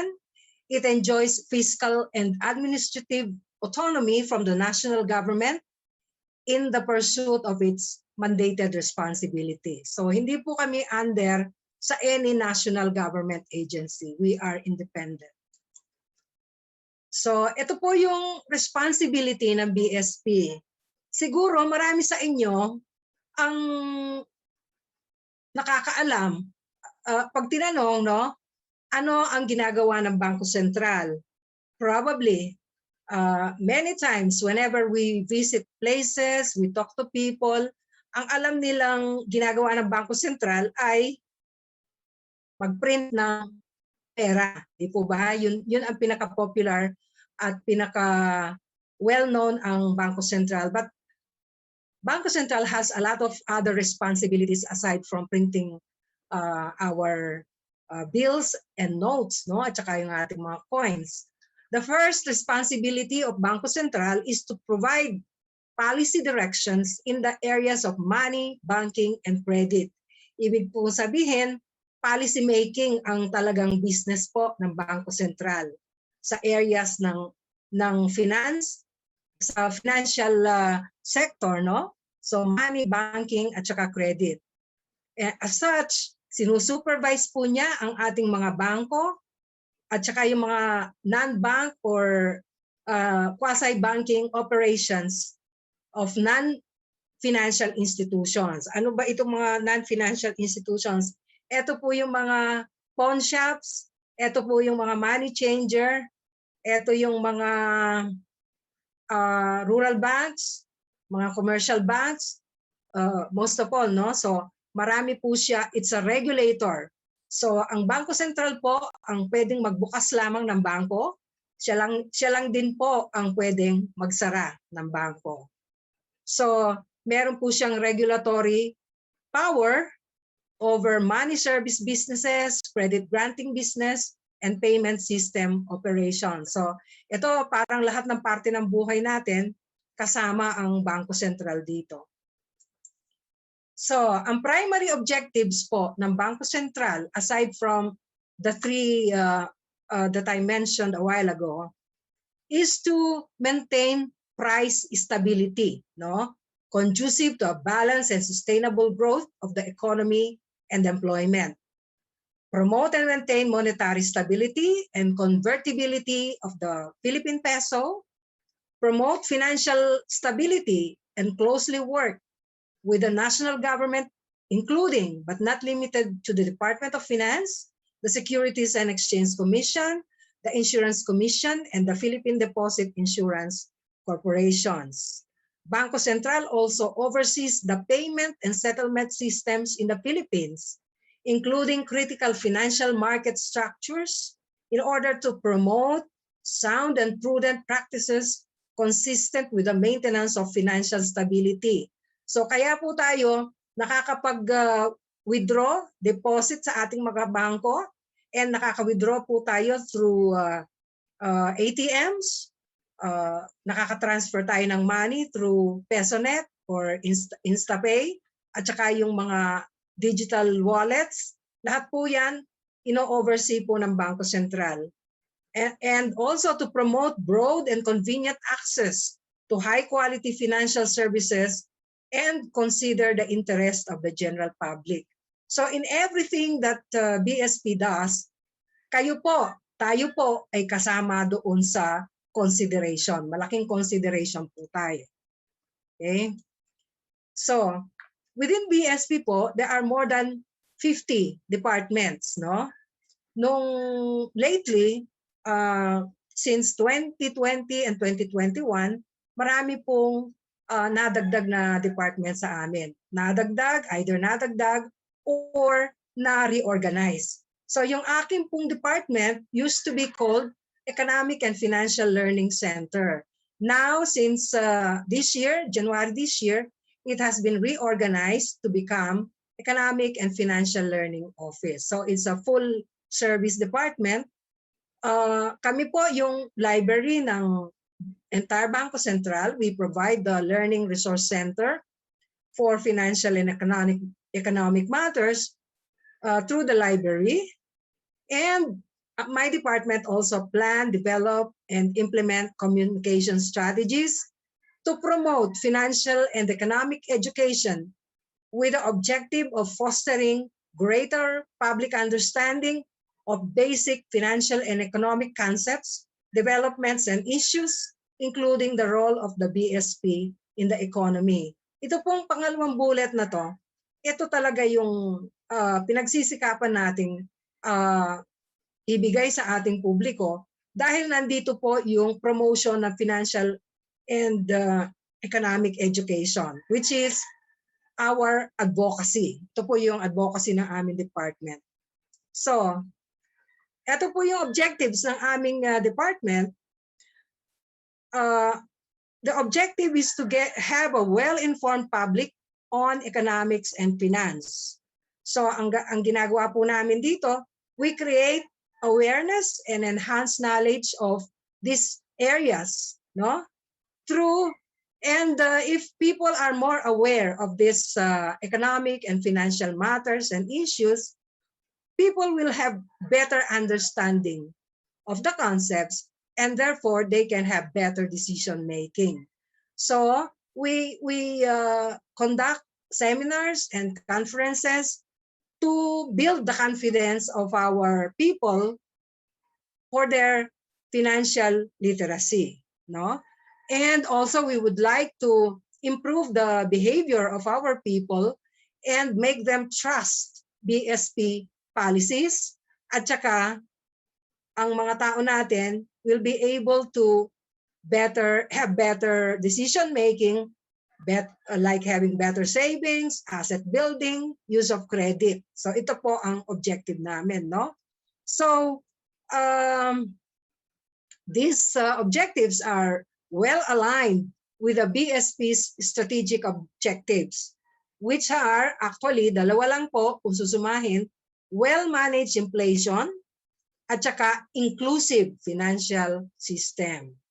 So yan po ang objectives ng aking bigger organization. Ay alam nyo naman po na ang library, dapat dito tayo naka-align sa strategy at objectives ng ating organization, lalo na sa mga special libraries or corporate libraries. As mentioned by the previous speaker, si Mr. Mike Pinto, ang sabi niya, we have to stay relevant, we have to justify our existence, otherwise mawawala po ang library. So dahil ako matagal na sa library service, no, sa library sector, through the years I have seen the deterioration and the eventual deletion of libraries in the banking sector. Dati po, noong mga 80s, 70s, 80s, 90s, halos lahat ng mga bangko natin, meron po silang mga libraries. And the libraries are huge. Philippine National Bank had an excellent library. Security Bank, lahat po ng major banks, meron po silang mga malalaking libraries. Sa ngayon, parang wala na yatang natira sa banking sector. Pero fortunately, ang Bangko Sentral library has stayed true to its mission, at we try on a daily basis to be relevant and justify our existence, no? So ang library naman, I will have to describe it quickly, no? So it was established in 1949 to serve the information needs of CBP and later BSP staff and interested public, no? So pag tayo pa lang ng Bangko Sentral, meron na pong 3 librarians, we call them the 49ers. Sila po yung founders ng Bangko Sentral na CBP library, no? And through the years, ang collection po namin has grown to 20,000 plus book titles, no? So these are titles that are well selected, at ang kanilang content would be specifically on banking, money, credit, no? Finance lang po. So through the years, for the last 10 years, we have been acquiring and subscribing and maintaining online resources. At the moment, meron po kaming 21 titles ng mga resources na to. And we maintain this by having a regular budget that we prepare and then defend to our monetary board. So ito po parating contention ng mga government agencies, yung ma-retain mo yung budget, no, to maintain these subscriptions. So these are specialized subscriptions like centralbanking.com. Meron po kaming press reader, meron po kaming economist intelligence unit, mga online databases tungkol sa credit ratings, no? And 21 more titles na mukhang hindi po nakikita sa ibang mga libraries, no? And also we have ebooks. We have thousands of them. Subscribed through Wiley, through Springer, through Cambridge, through Oxford, yung Macmillan. So itong malalaking mga ebook publishers, no? And again, ang aming pong subject content, limited lang siya sa money, credit, and banking. Now, these resources are organized using a legacy-based library management system. Itong system na to was acquired sometime in late or early 2000s, no? So I call it a legacy, and it's called InMagic.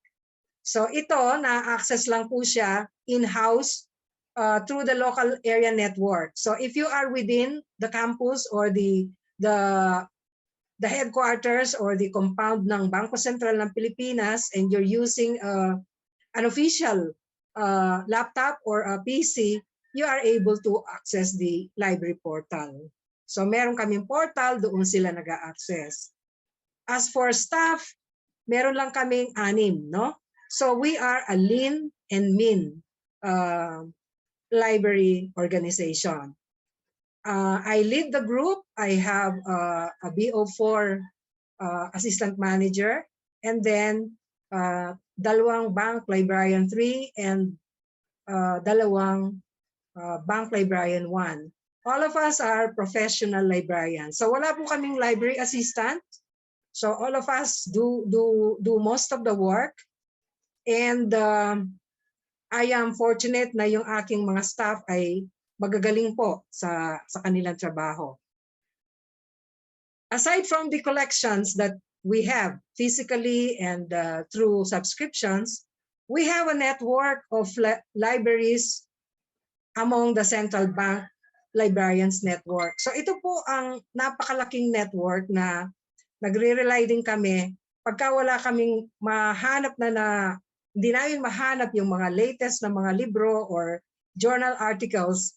We are members of this CB Phil network. We meet in Europe every 2 years, so we know each other personally and we collaborate with one another. Meron din po kaming network sa Latin America. In case you didn't know, ang Latin America po, ang Philippines po na nung naging colony tayo ng Spain, many of us spoke Spanish. Kaya at kami, noong high school po kami, nag-aaral po kami ng Spanish, at saka nung college, I think I took 6 units of Spanish. So we are able to, nakakatulong na collaborate ka doon sa mga Spanish-speaking central banks, no? Now, as to the services, as usual in any corporate library or in any library for that matter, we have circulation services, no? Which takes care of borrowings, returns, at saka renews. But this, merong star na to, yung book delivery and pickup service. Ito po ay isang service namin na win-win talaga sa aming staff. I do not encourage you to offer this book delivery and pickup service kasi kayo malalaking masyado ang inyong clientele. Kami po, ang clientele namin, in the head office, we have about 3,000 economists, financial analysts, mga iba-ibang profession, lawyers. So, ang actively using the BSP library would only be about 30% nung aming 3,000 na yon. So, medyo maliit lang yung number, no? So, kayang-kaya naming i-provide yung book delivery and pickup service. Yung book delivery po, if I may explain, before pandemic, ito yung main tool namin para makichika-chika sa mga staff at saka ma-visit sila sa kanilang workstations, dalhin ang kanilang libro, kunin yung kanilang, kung natapos na sila, kukunin po namin yung mga libro. But it is our way of providing personal touch dun sa aming service. And we notice that people like it so much kasi gusto nila yung high touch, no? So, ang library before the pandemic, high touch po siya at saka high tech at the same time. So, na-provide na namin ang environment para maging digital or mag-shift sa mga digital services. So, ang isa pang service na pinoprovide po namin yung electronic table of contents, no? So, we have identified the key journals that our people mostly read, no? By the way, doon po sa BSP, meron po kaming mga departments that are research-oriented. For example, we have the BSP Research Academy. So ito po ang ginagawa na. This is one department who does research para sa Bangko Sentral. We also have a Department of Economic Research, which is another department. Meron din po kaming Department of Economic Statistics. Meron din po kaming Risk Management Department. So all of this, marami pong kinoconduct na mga research within the BSP. So itong electronic table of contents na to, nakatarget po siya doon sa mga specific audience namin na yan. Hindi po siya binibigay sa lahat sa Bangko Sentral, otherwise, ma-consider siyang spam kasi hindi naman sila interesado. So they subscribe to this, they tell us if they want to subscribe, and then they tell us if they want to unsubscribe. This is a monthly service po ng library. And since we are a corporate library, we are deeply involved in research, and we do annotated bibliographies para sa mga topics na kailangan po ng aming mga researchers or mga departments, no? So we do this. Meron siyang ang bibliography. It's not just a list. It would have an abstract, and because it is electronic, it would provide also the links to the journal articles that are in our online subscriptions. So ito for the convenience of our staff. Kasi once a year po, meron silang meeting to determine the research agenda of Bangko Sentral. And we make sure nakasama po kami doon sa agenda making na yon. We also do book alerts. Siguro kayo, marami din kayong book alert. We do briefings, orientations, demos on the use of e-resources. Yung pong aming department, on a daily basis, pre-pandemic, marami pong pumupunta doon for lectures at saka briefings. Now, we have universities and colleges, they bring their students, they are introduced to the concept of central banking at saka financial literacy. So, marami po kami ganitong ginagawa ng mga briefings. And aside from waiting for them to come to our department for briefings, we also travel to many parts of the country to do this as well. So, kasama po tayo na librarians na nagbi-briefing din sa ating mga kababayan. And also, we provide research assistance. So, yung research assistance na to, specialized at saka masinsinan po, hindi basta-basta ituturo kung saan lang. Kung hindi, we compile the best resources available and then present them. And all of this, dito po sa mga research assistance namin dito, ang service level agreement namin is within the day. So within the day, we have to revert to the requester with needed information. So medyo maano po, mabilisan, no? Okay. So, ito po yung clients namin, as I've said kanina. So 4,000 BSP personnel at the head office, at saka po yung special printing facility namin doon sa East Avenue, at saka yung mga regional offices and branches. Meron 21 all over the Philippines po. Meron silang mga mini libraries doon, and they have access to our systems. So they are able to borrow or get book chapters, etc. And our research department, na-mention ko na kanina, so yung mga iba-ibang research department, at saka yung malaking user ng library namin, yung mga staff doing MAs, at saka PhDs, o kaya yung law degrees, or those getting certifications. So our clients are specialized clients. Many of them are already experts in their field. So kailangan challenge sa amin yon, how to speak their language. So kami, nag-aaral din po kami ng fundamentals of central banking. We attend a lot of in-house courses just to learn at maritul po kami doon sa kung ano ang environment sa central banking, no? And aside from our internal clients, meron po kami external clients, just like what I said previously. Meron kaming clients who on a daily basis come to do research. Mga researchers po ito ng mga companies, no? Mga faculty members and students from higher education institutions. They could be local, they could be international. May mga dumarating din po mga foreigners na nagre-research sa amin. And we also have the general public who are interested in economics and finance. And our bigger audience, ito po yung aming advocacy. We have a BSP Knowledge Resource Network partners, no? Now, these are 285 libraries nationwide, 42 in NCR and 243 in areas outside of NCR.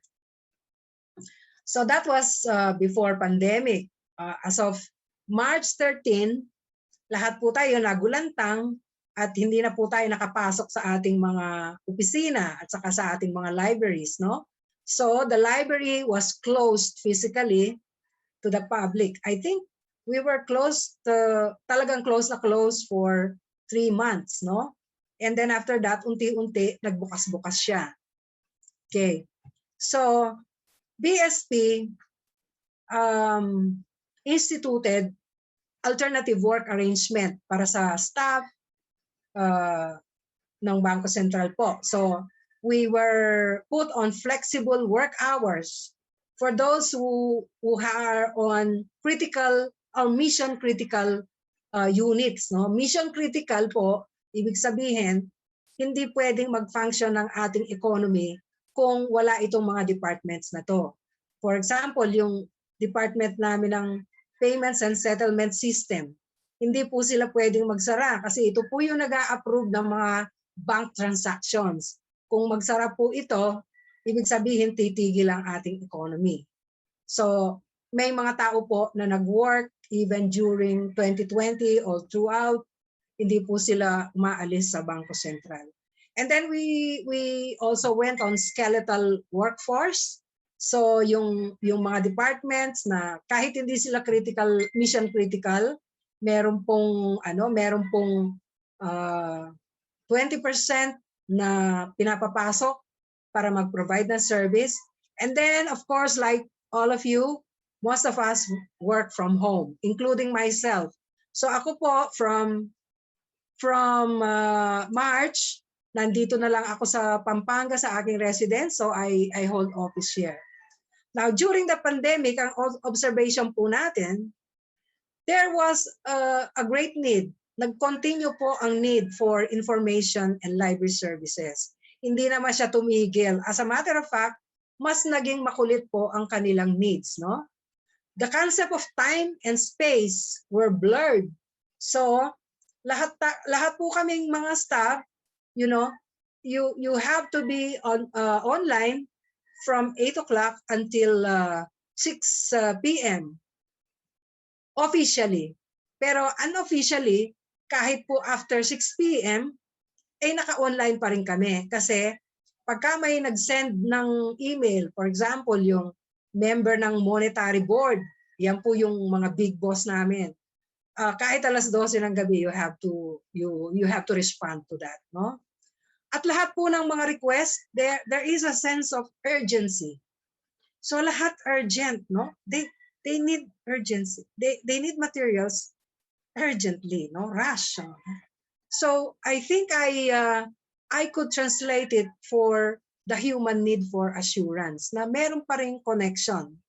At saka we seek connection, human connection, because we are isolated at home And hindi tayo sanay na isolated tayo.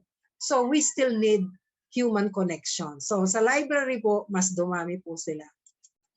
So what we did, of course, like most of you, we had to transform our library services. No? Bago yung pandemic, face-to-face, tayo dun sa circulation at reference, pero meron na po rin kaming email at saka chat services at that time. No? So medyo na-prepare na po kami dito. Access sa online resources namin ay through the library portal. So ma-access mo lang ito kung nandoon ka sa Bangko Sentral, no? Within the compound. And then yung aming OPAC accessible lamang from the LAN. And we hold face-to-face briefings and tours. We have an AVR, and on a daily basis, marami po kaming visitors na dumarating doon. Now, during pandemic, yung face-to-face naging virtual or online transactions. So, yung email namin from another system, we migrated to Outlook, MS Outlook, no? So itong email na to can be accessed by cloud. So kahit nasaan ka, you can access it from your desktop or you can access it through your phone. So hindi na lang doon sa BSP mo siya ina-access. So nag-migrate po kami sa cloud-based. And then we migrated to MS Teams, no? So meron siyang chat, meron siyang voice. You can chat with your colleagues, you can call them also. You can do video calls, you can do meetings, schedule meetings for a small group, for a big group, o ng mga colleagues mo or to the entire department, no? And then yung Facebook. Ang Facebook po before pandemic, or during before pa ng pandemic, available naman siya sa Bangko Sentral, but marami po siyang blacklisted. So hindi siya na-access ng fully, no? Now during pandemic, our Facebook access ay hindi na subjected dun sa limitations ng BSP, no? So and we started to use Messenger quite a lot especially in the early part, no? So ang mga chat groups namin nasa Messenger, iba-ibang levels. And then lastly, we still use the old style texting or SMS, no? Kasama pa rin po ito. And access has been given to remote access has been given to our OPAC through VPN. So limited individuals lang ito, hindi naman lahat sa Bangko Sentral lang naka-VPN. And then, of course, we had to learn how to use Zoom. We had to learn how to use WebEx, no? Itong dalawang tools na to, nung una, ang Zoom, BSP was hesitant to use it kasi marami siyang mga bugs, no? And then, yung WebEx, ginagamit din po namin. In case you didn't notice, ang Bangko Sentral po ay napaka-conservative na organization. It does not put its resources like the OPAC or mga available to the public for fear of hacking. So mahirap ma-hack kung ang Bangko Sentral ang ma-hack, no? Kaya ingat na ingat po. So sa library, we started to quarantine our books, no? So yung mga sinusoli ng mga staff, we had to quarantine. Did I over-exceed na? And then safety protocols for staff, we instituted those, no?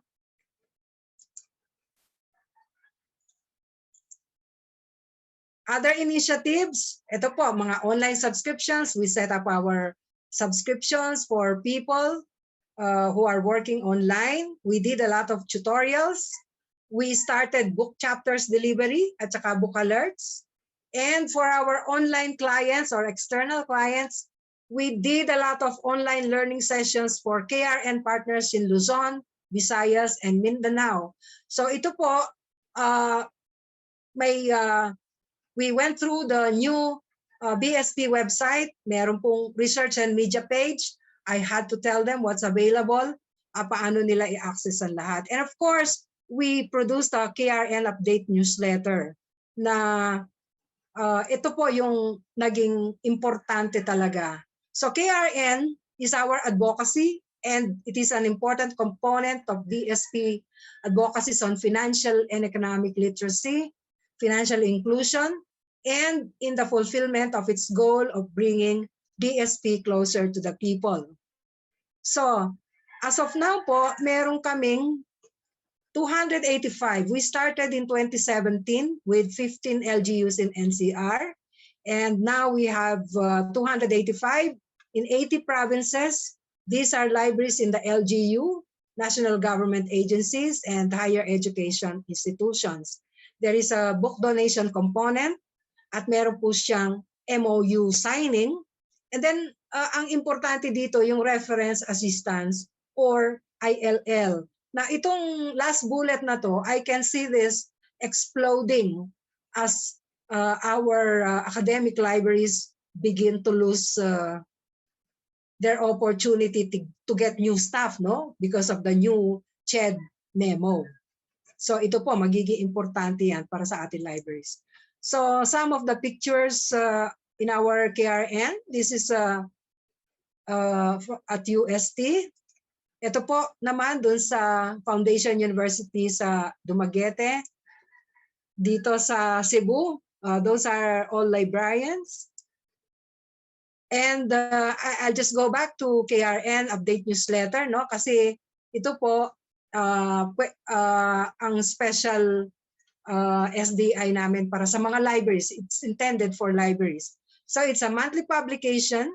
It highlights new BSP publications and other open access publications, no? Books and journals.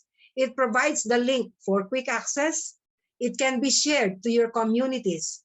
And it is brief, 2 pages lang, and you get updated on economic and financial literature. So ito po ang hitsura. We have the latest in November. So lahat po yun mga titles, if you click on them, you get straight to the book or to the article. Some journal publications. And as of the moment, we are preparing for reopening. So ito na yung dadalhin natin. Hindi naman iinuin po yung Clorox, no? So you bring your water, you bring your coffee and your sanitation materials, just like all of you. So yun po ang experience. I think I used the time for open forum. If you need anything, you can contact us at this emails, library@bsp.gov.ph, or to my email, balagapon@bsp.gov.ph. So that ends my presentation po. Thank you very much, Ma'am Nelia, for sharing the advocacies of the Bangko Sentral ng Pilipinas. So napag-alaman po natin na ang Bangko Sentral ng Pilipinas ay hindi lang po gumagawa ng pera. Okay. So with her presentation, this is the difference between special library from public library. For special libraries like the BSP, they have specific clients. However, I believe that some of their advocacies can also be adapted to our own respective libraries. Yeah, definitely. One thing I believe, agree daw si Ma'am Nelia. One thing I believe that we can adapt is to retool ourselves. Sabi ni Ma'am Nelia, tama po? Retool ourselves to provide the best available material to our clients within a short period of time. Katulad po ito ng ginagawa ng mga research assistants nila. Also, meron po silang Librarians network. And I think ito po ang isang hindi maluluman na paraan ng pagtutulungan ng mga librarians para ma-augment ang ating mga collection. So pwede din po yung book delivery and pick-up service na sinabi ni Ma'am kanina. I think ginagawa po ito ng mga nasa academic library. So marami po tayong mapupulot sa presentation ni Ma'am Nelia. Once again, ma'am, thank you so much po. Welcome. Ayan. And with all the presentations, tayo mga librarians, para tayong BDO. Anong sabi ni BDO? Happy to serve. Find ways. Ayan, happy to serve. SM. SM, happy to serve. Ayan. So, pagsamahin po natin si BDO tsaka si SM. We find ways and we are happy to serve. Ayan. Well, now, we'll now move on to the open forum. So, kanina po, may mga nagsulat na po ng kanilang mga katanungan at mag-check lang po tayo sa ating mga resource speakers. So, do we have here Ma'am Zarah G? Good afternoon, I'm here. Ayan. How about Sir Lauren Kipaan? Asan si Sir Lauren? Ayun, si Sir Lauren ay isa sa aking mga mentor. And nandito po si Sir Michael. Hi, Sir Michael. Dito po. Ayan. And finally, we have Ma'am Nelia. Present po.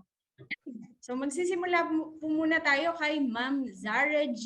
Ito po ang katanungan mula sa ating Facebook Live viewer. Sabi po niya, or ang tanong po niya is, as a school librarian, how can we get the support of our administration to initiate an advocacy? What is the easiest way to do it? Okay, maraming salamat sa nagtanong. Una sa lahat, let us dissect the question. Yung what is the easiest way, ihuli natin. Because seeking support and working with the administration, the school administration for that matter, is never easy. Okay. Do I not sound very encouraging? No, katotohanan yon, no? That when we advocate for the library, we really have to study. We need to prepare ourselves. So, una, if you are a school librarian and you would like to seek the support of your school administrator or the academic leader or the school leaders in the school, I think it's first important to know what is it you are advocating for that concerns the school library. Are you advocating for the program? What program are you advocating for? Is it the instructional and research program? Is it the media and information literacy skills program? Is it the user education program? Is it the collection development program that will involve the budget? Yan, no? So, dapat malinaw sa'yo. Okay? Pangalawa, kung alam mo na kung ano yung gusto mong i-advocate about the school library, I think it's also important that you have an understanding of, number one, the institutional culture of your school. Ano yung vision, mission, goal ng school ninyo? And is it aligned with your existing school library programs? Diba? Importante din na malaman mo kung ano yung leadership style ng school administrators nyo. There are school administrators who are fully in support of school libraries because they believe in literacy, they believe in research. Hindi mo na kailangang i-prove kung sino ka. Na-hire ka sa school because you have a license, you pass their standards, and mag-i-implement ka na lang, no? Ang gagawin mo, i-advocate mo ang school sa iba't ibang departments within the school, especially if you are employed in a big school, in a big traditional school, where there are many departments who can help you make real your advocacy. So, importante na alam mo yon. And there are different school cultures, there are different work cultures, and there are different leadership styles. So, after understanding and knowing these things, it's important also that you are competent enough to communicate what you want to advocate for in the school library that you're working in. So, yung communication skills, hindi lang sa pagsusulat. Yung communication skills is also how you speak, how you talk, how you use language that is acceptable in your work culture or your workforce. And third, alam mo sa sarili mo na school librarian ka. Alam mo yung role mo. Alam mo kung ano sinasabi sa DepEd School Library Guidelines. Alam mo ang Code of Ethics mo. You can use the IFLA School Library Manifesto also. Vis-a-vis the school, again, the school's vision, mission, goal. So, may mga progressive schools, may mga traditional schools. So, alin ka doon? I have experience of both. I worked in Xavier School for like 14, 15 years. And then I went freelance for 2 years para magsulat ng children's books tsaka makapagsulat ng mga aklat. But I missed school librarianship, so I went back to working as a school librarian in a progressive school with several programs running. So doon ko na-experience sa Beacon Academy kung ano yung pagiging school librarianship na embedded. So, iba yun, no? Iba yung embedded librarianship in a small school, and then iba din yung school librarian ka sa isang malaking school na established na. Okay? So, you have to know these things. And the nuances in the work culture. Importante yun. You have to be very perceptive. In my essay, before I made the PowerPoint, I think I enumerated there important skills to advocate for something. So, mag-aaral ka pa rin. At ito yung palaging totoo sa ating profession. Kaya, relevant tayo palagi. Hindi tayo mawawala. We will always be relevant. If you're a librarian, you will always be essential. No? Essential tayo. So, there. Kaya, walk your talk. Kung ano yung sinasabi mo, gawin mo. Kaya tayo may license. We have that moral responsibility. Pag sinabi mo na magsasubmit ako ng proposal and the objectives of this proposal is 1, 2, 3, 4, 5. This is the budget. This is how I'm implementing it with other members of the school. And then from start to finish, you have to walk the talk. And kapag nakita yon ng school leaders, and then it has good results, it has points for improvement after evaluating an activity or a program, then the school will trust you. And this trust is very important. You need to honor this trust. Kaya sa susunod na activity, yung advocacy mo, nagbabago din. Pwedeng lumaki, pwedeng maging mas stronger, until such time na marirealize mo din na you need to do something entirely different. And you always keep your ear on the ground, because if you're a school librarian and you're working in a school, my goodness, a year after, wala na yung kaalaman mo kasi mas marami nang alam sa'yo yung mga estudyante mo. And technology is fast. Oh my God. Ngayon ko lang itatry ang book TikTok. Sa totoo lang. I have my misgivings sa TikTok, no? Because of some security stuff, but I have to talk to our tech people to understand the security behind TikTok. So gusto ko rin mag-book TikTok or mag-book talk because our young adults are very hooked into that technology.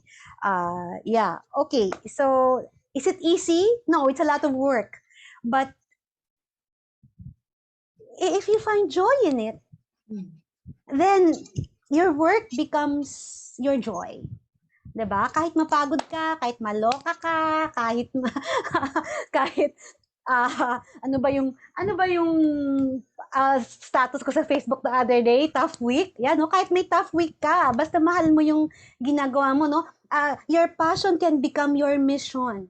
So, magpapahinga ka lang ng konti, titingin ka lang sa kawalan, titingin ka lang sa puno, gusto mong yakapin yung puno, and then, okay ka na, balik ka na sa trabaho mo na pagiging librarian.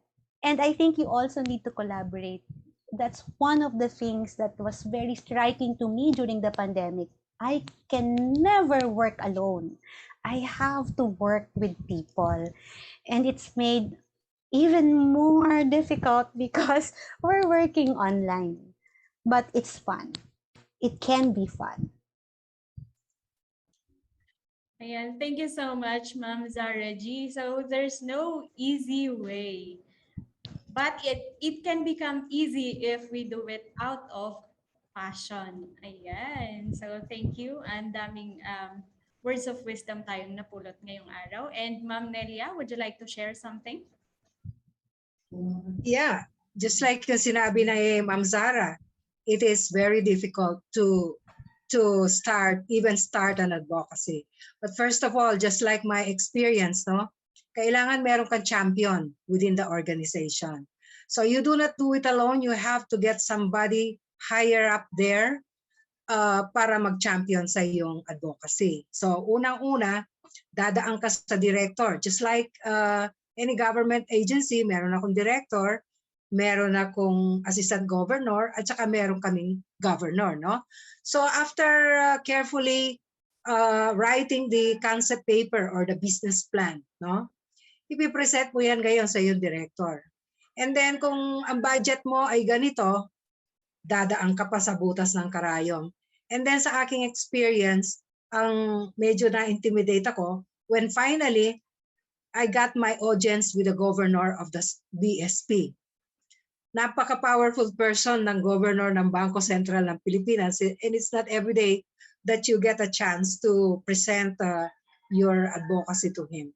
No? Kasi ang governor ng BSP, inaabangan ng mga tao kung ano sasabihin. Whatever he says become policy.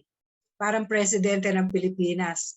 So intimidating para sometimes sa mga librarians, we become a bit intimidated.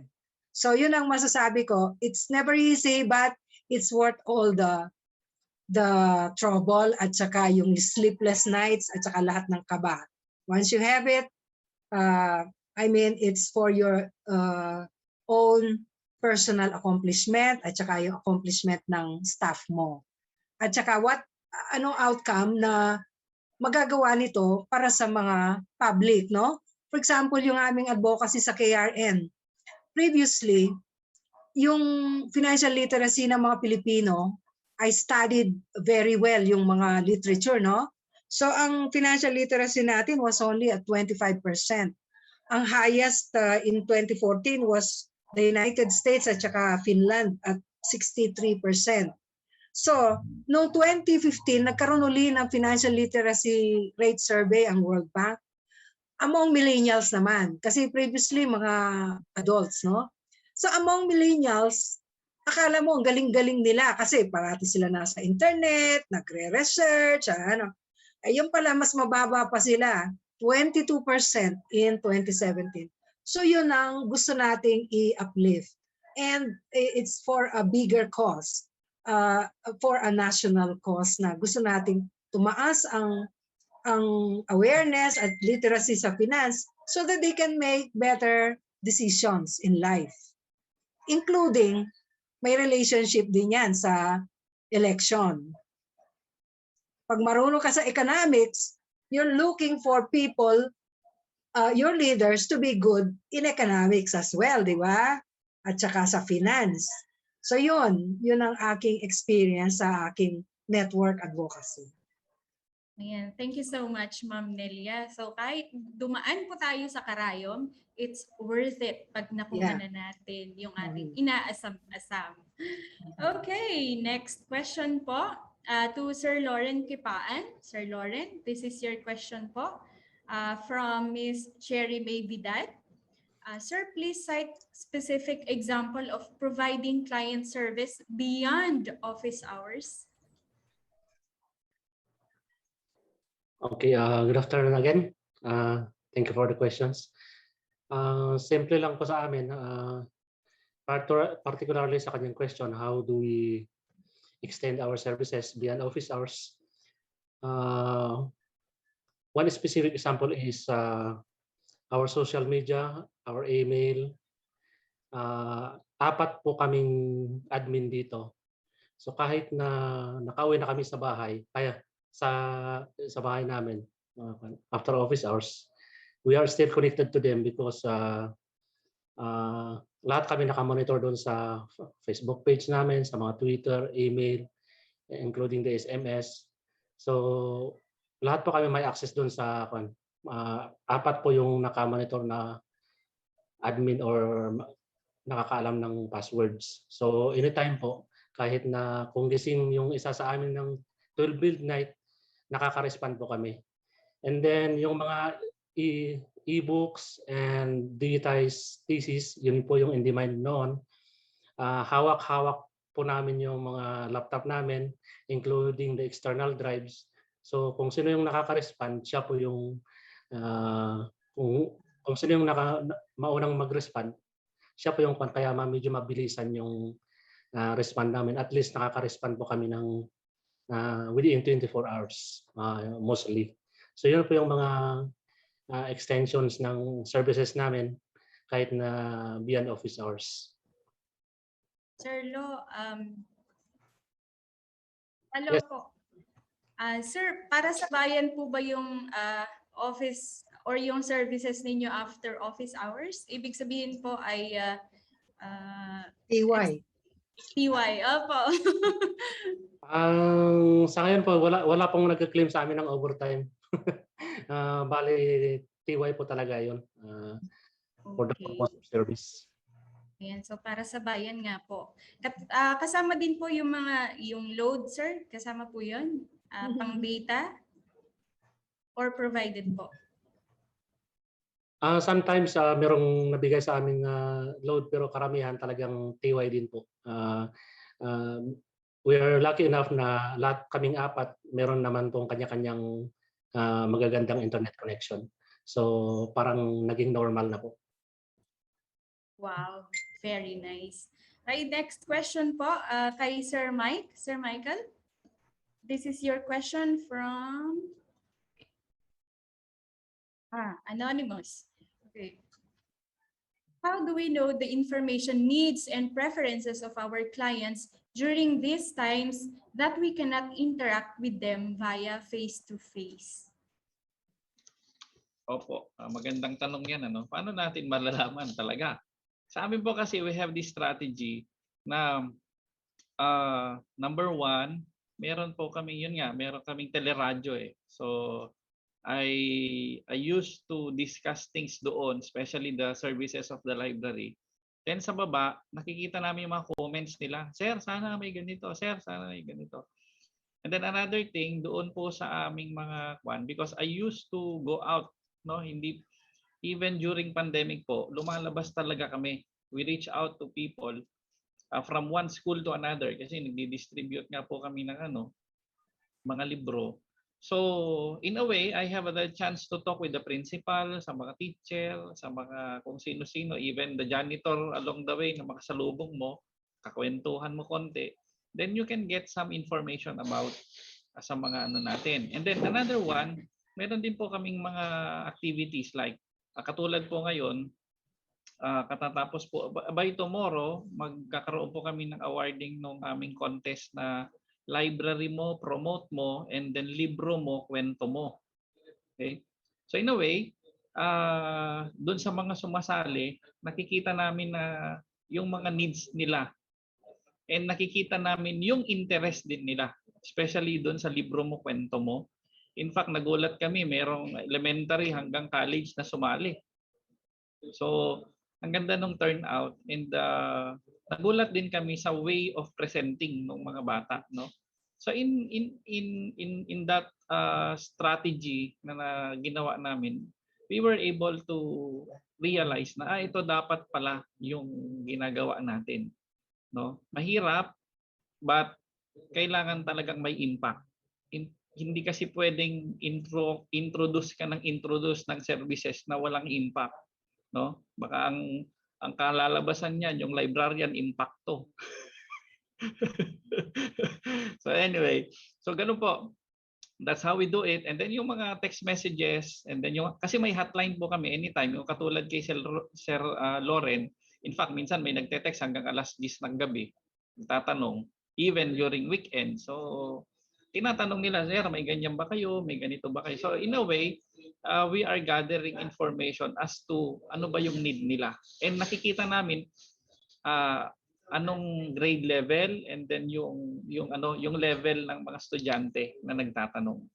So in fact, ang kagandahan pa po ngayon, we even receive requests from students of UP, students of yung iba pong mga institutions dyan sa Manila na before nung face-to-face hindi ganong karami. So, but this time, unti-unti po, yung mga nagmamasteral, nagugulat ako, I just received an email kanina po from a UP student sa film, parang sa film. So may mga nire-request po sila sa amin. So that's how we look at it. That's how we do it. Ayan. Thank you so much, Sir Michael. And before we move to the next question, sa mga participants po natin na kailangan pong mag-out sa kanilang mga opisina, pwede po kayong mag-join sa amin via Facebook Live. At mamaya po ay ipapakita po or ipopost po yung ating evaluation link. Hindi pa po natin pwedeng ibigay ngayon. Okay, next question po, Ma'am Nelia. From our Zoom attendee, ang kanyang tanong ay, Ma'am Nelia, enough na po ba kayong 6 personnel sa library or may chance na magdagdag ng plantilla item? Parang may balak lumipat, ma'am. Actually, it has been 6 ever since, no? And noong nagkaroon na reorganization, I pitched for additional staff. Pero as in many organizations ngayon, ang trend is not to increase but always to decrease, no? Lalo na sa mga private corporations. So we are lean and mean.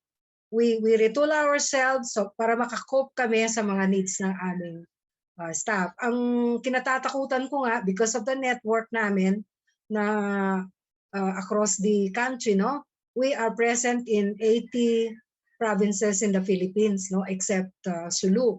So pagka nagkaroon ng effect yung CMO, CHED CMO, no? Na liliit yung mga staffing sa ating mga academic libraries, baka dito lumaki yung aming trabaho para sa KRN. So probably that could be a good justification para kung sakali makapag-request ng additional staff. Ayan. Thank you, Ma'am Nelia. Ayan. Another po, Ma'am Nelia, inquire lang po if we can still avail the BSP Knowledge Resource Collection. This is from Miss Melly Rose Butal. Yeah. Unfortunately, na-reach na yung target na 285 noong 2019, no? Kasi meron tong book donation na may ganitong word. Even if these are BSP publications, yung kanilang cost, most of these are priced. May mga, kung bibili ka, may may cost siya, no? Like yung latest na 6,000 yung isang libro. So, nakakuha lang ako ng budget, good for 285 libraries. And wala na. But we plan to do an expansion. Sana matuloy next year. Virtual ang partnership. So, wala na siyang book donation component, pero nandoon pa rin ang research assistance, no? At saka yung ILL. So virtual na ito, wala na siyang physical books. This will be the expanded KRN. And doon magko-qualify sila doon. Wala na siyang limit doon. Okay. Basta may criteria lang. Okay. So sa mga may gusto po sa lahat po ng interesado to avail the said project, mag-reach out lang po kayo kay Ma'am Nelia Balagapo. Yeah, I gave my contacts, di ba? Contact details. Yes. Ayan, thank you so much, Ma'am Nelia. And then next, Sir Michael, I think this question also is related to the question that was asked a while back kay Ma'am Zarah. Sabi po niya, with your success on or in Cagayan, can you give us an advice on how we can get the support of the LGU? Maganda pong tanong yan. Kasi halos lahat ng mga nasa public library yan ang tanong. So, simple lang. Actually po, ang sikreto ko po talaga dito ay hindi ako humingi muna, kundi gumawa muna ako. just to tell you po, when I started here, hindi, we only have a 300,000 budget under MOOE. O sa mga nasa gobyerno, alam po niyo yan. How can you run a public library with a 300,000 MOOE? Ito yung maintenance and operating expense. Sa buong taon yun gagamitin mo. So what we did dito po sa amin was, lahat ng linkages ko, kinausap ko, no? When I was in the university. So sabi ko sa kanila, okay, magkakandak ako ng activity, kayo na yung bahalang, ako na ang bahala sa venue, ako nang bahala sa pagsusulat, ako nang bahala sa speaker, kayo na lang magpakain. So dahil wala akong pangpakain, so with that, unti-unti po, so ang dami kong mga naging partner agencies. At it's a win-win solution. Win-win sa part nila dahil sila yung co-organizer at partner. Win din on my part kasi kami din, nasa library yung venue. At kami yung nag-organize. So in short, talagang yung sinasabi ko po kanina, kailangan talaga tayong magpasikat. In fact, my stand, yung stand ko po talaga dyan is, wag kasi tayong humingi. Ang gawin muna natin, gawa muna tayo ng gawa. Kasi ang nangyari po sa amin, nung nakita pala nilang, yung public library pala, pwede pala sa politiko. Bakit? Because every time may activity po kami, tinatawag ko si Vice Governor, tinatawag ko si Governor, yung mga board member, o ngayon, nung nakita nilang, pwede pala ito kasi ang daming tao. Alam niyo po ang nangyari, imbes na ako ang magsabing, sir, bigyan mo ako ng budget, sila na ang nagsabing, anong kailangan mo, Mike? So, baliktarin natin, no? Baliktarin natin yung sitwasyon. Wag tayong umasa, no, na napapansin tayo. Kundi ang gawin natin, magpasikat tayo. Pag nakita nila yan, eventually lahat, sabi ko nga po sa inyo I did expect to receive 26.6 million para i-renovate yung library. But when they saw the need, dahil sa mga services namin, sila mismo nagsabi, mag-propose ka, popondohan namin yan.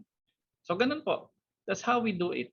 At yung sinasabi kong kay Ma'am Nelia, ang sinasabi po niya, hindi na talaga madadagdagan, no? Yung additional staff. Sa akin, because of the services that we offer, doon na nila nakita na, kailangan mo pa pala ng additional staff mo. Ano pang kailangan mo? O di, sinamantala ko na. Sabi ko, kailangan ko ng ganito, kailangan ko ng ganyan. O in-approve. Out of the 12, 7 po doon ang licensed librarian na item. O, the rest, puro mga assistants na. So how did I do that? Yun nga sinasabi ko po. Yung sabi ni Ma'am Zarah kanina, mahalin mo lang yung trabaho mo kasi pag mahal mo yung trabaho mo at minahal ka niyan, sigurado success ang patutunguhan niyan. Yun lang po. Ayan, thank you so much, Sir Michael. So kailangan tayo muna ang magpasikat, magpapansin sa ating mga heads at sa mga politiko, at kapag nakita nila kung ano yung kagandahan ng ginagawa natin, ayan, hindi na tayo mamomroblema sa pundo. Ayan. Thank you so much, Sir Michael. And next question po, Sir Lauren. Ayan, for the academic advocacies, thank you again for sharing those programs. But what can you suggest po on how academic libraries strategize promoting and advocating for current issues affecting tertiary level students these days, such as academic freedom, academic breaks, mental health, and civic engagement?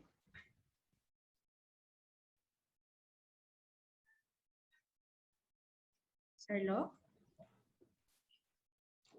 Ang lalim lang yata ng question, hindi ko na na-get. Ulitin ko, sir. Sige po. What can you suggest daw po on how academic libraries strategize, paano daw natin ipopromote and advocate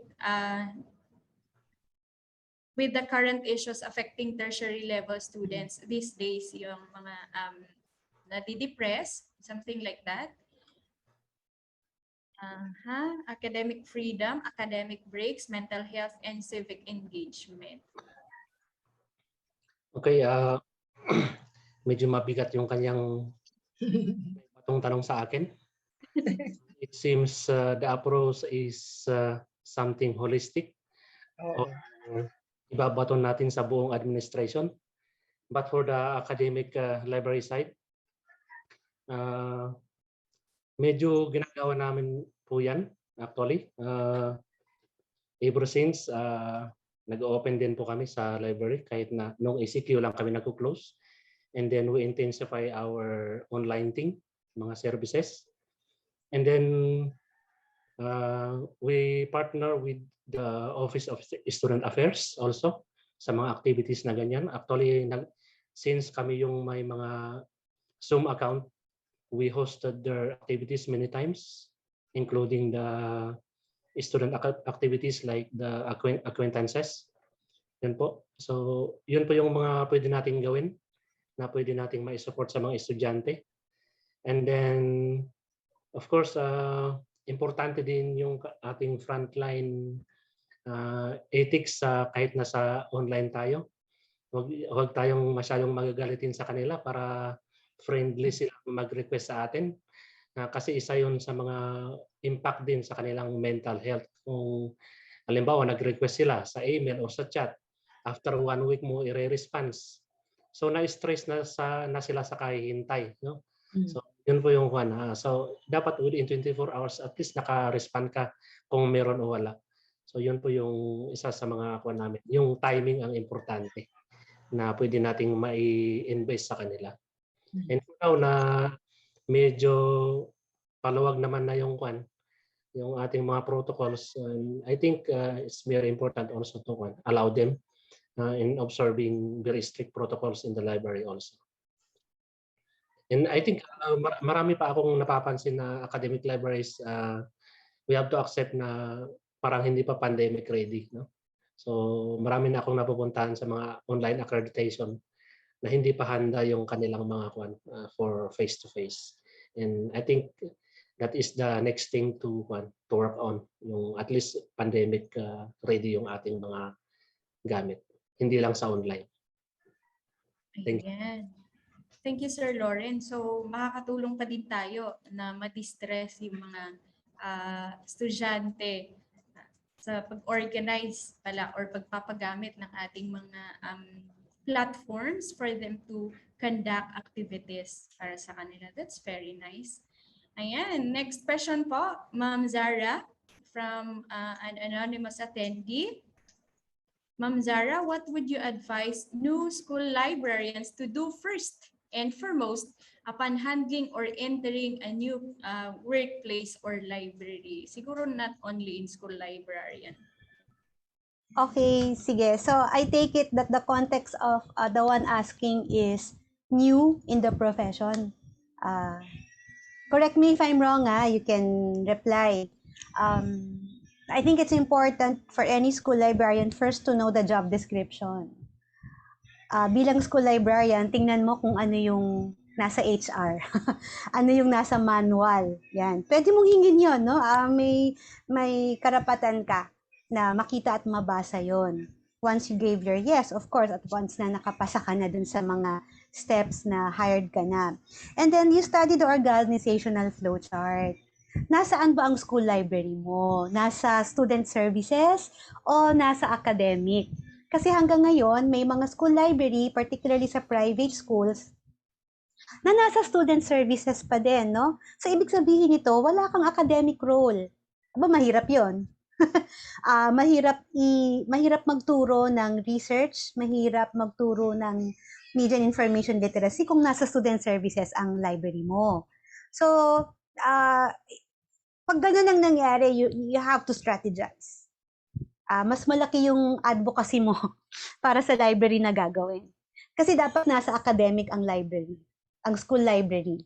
You have an academic role servicing students, servicing teachers, servicing alumni, parents, at iba din yung relationship mo as a school librarian sa school leaders. Okay. So dapat malinaw yon.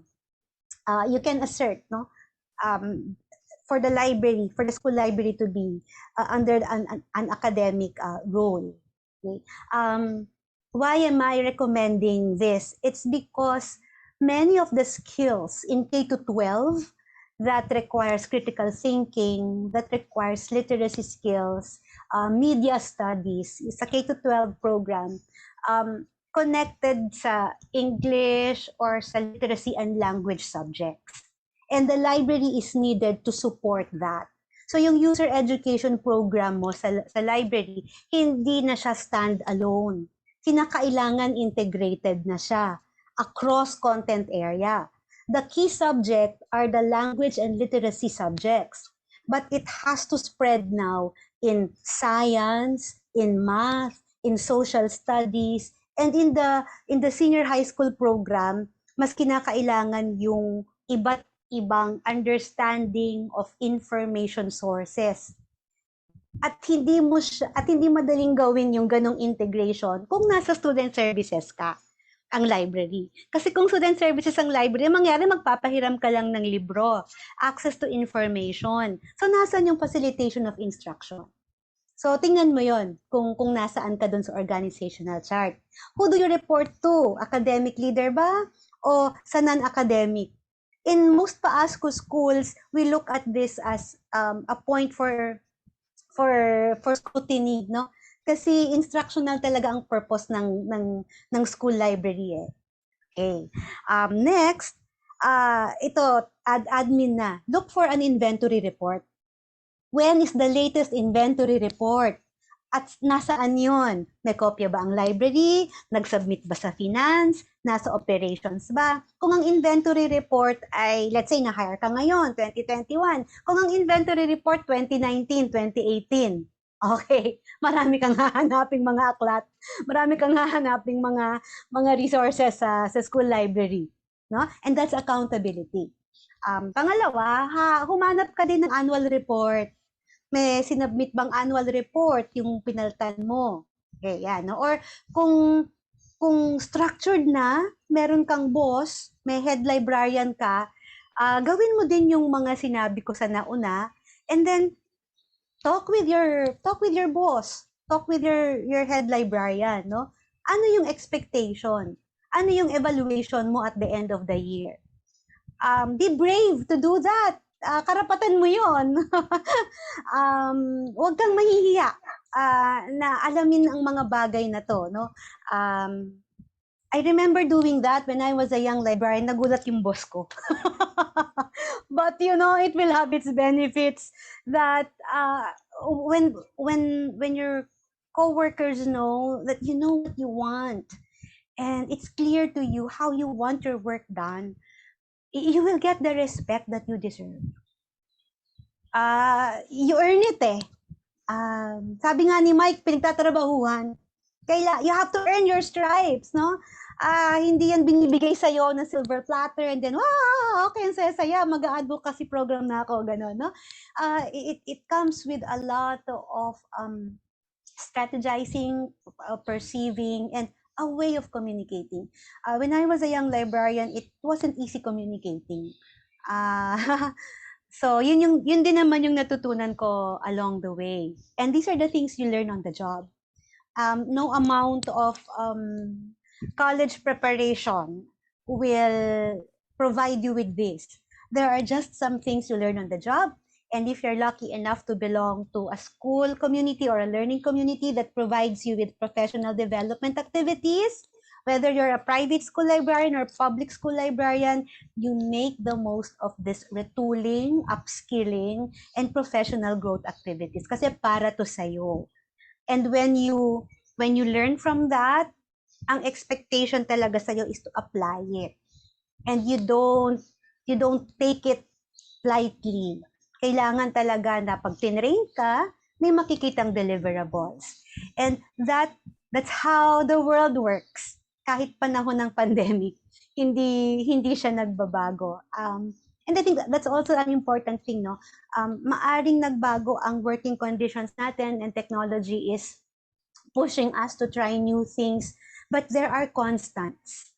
There are values that remain the same. And if we know what these values are, we will always stay on course and we will always find that sense of relevance in the work that we do. So I hope that helps.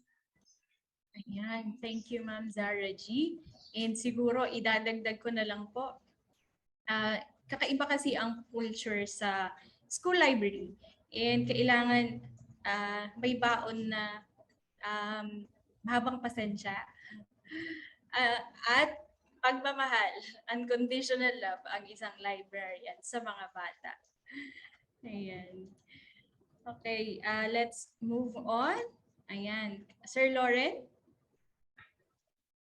Ayan. Sir, paano po mahihikayat yung mga students to really connect with the librarian? I did my library orientation, tas other strategies, pero still yung mga students ko di pa rin kumukonect sa library.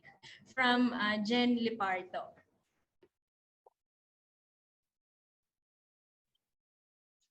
Okay, salamat sa tanong. Lahat yata kami sasagot yan, ma'am. Anyway, sa academic library side naman, parang sa public, walang problema, no? Talagang all sides of life. Pero sa atin, sa mga special, sa schools in academic, meron talagang challenge dun sa mga students na pumapasok sa library. But yung generation natin ngayon, try natin i-apply lahat ng kung anong meron. Kasi halimbawa, merong nag-chat sa inyong Facebook page, considered naman na user mo yun. Okay? So ibig sabihin, kung wala kang online thing, mag-create ka. Kasi isa pa rin yun na statistics mo. Halimbawa, digital repositories, kung meron nag-access doon na 100 in 1 week, isa pa rin yung statistics yun, considered na pumasok sa library mo. Kaya lang, virtual siya. So yun yung mga dapat natin work out. Of course,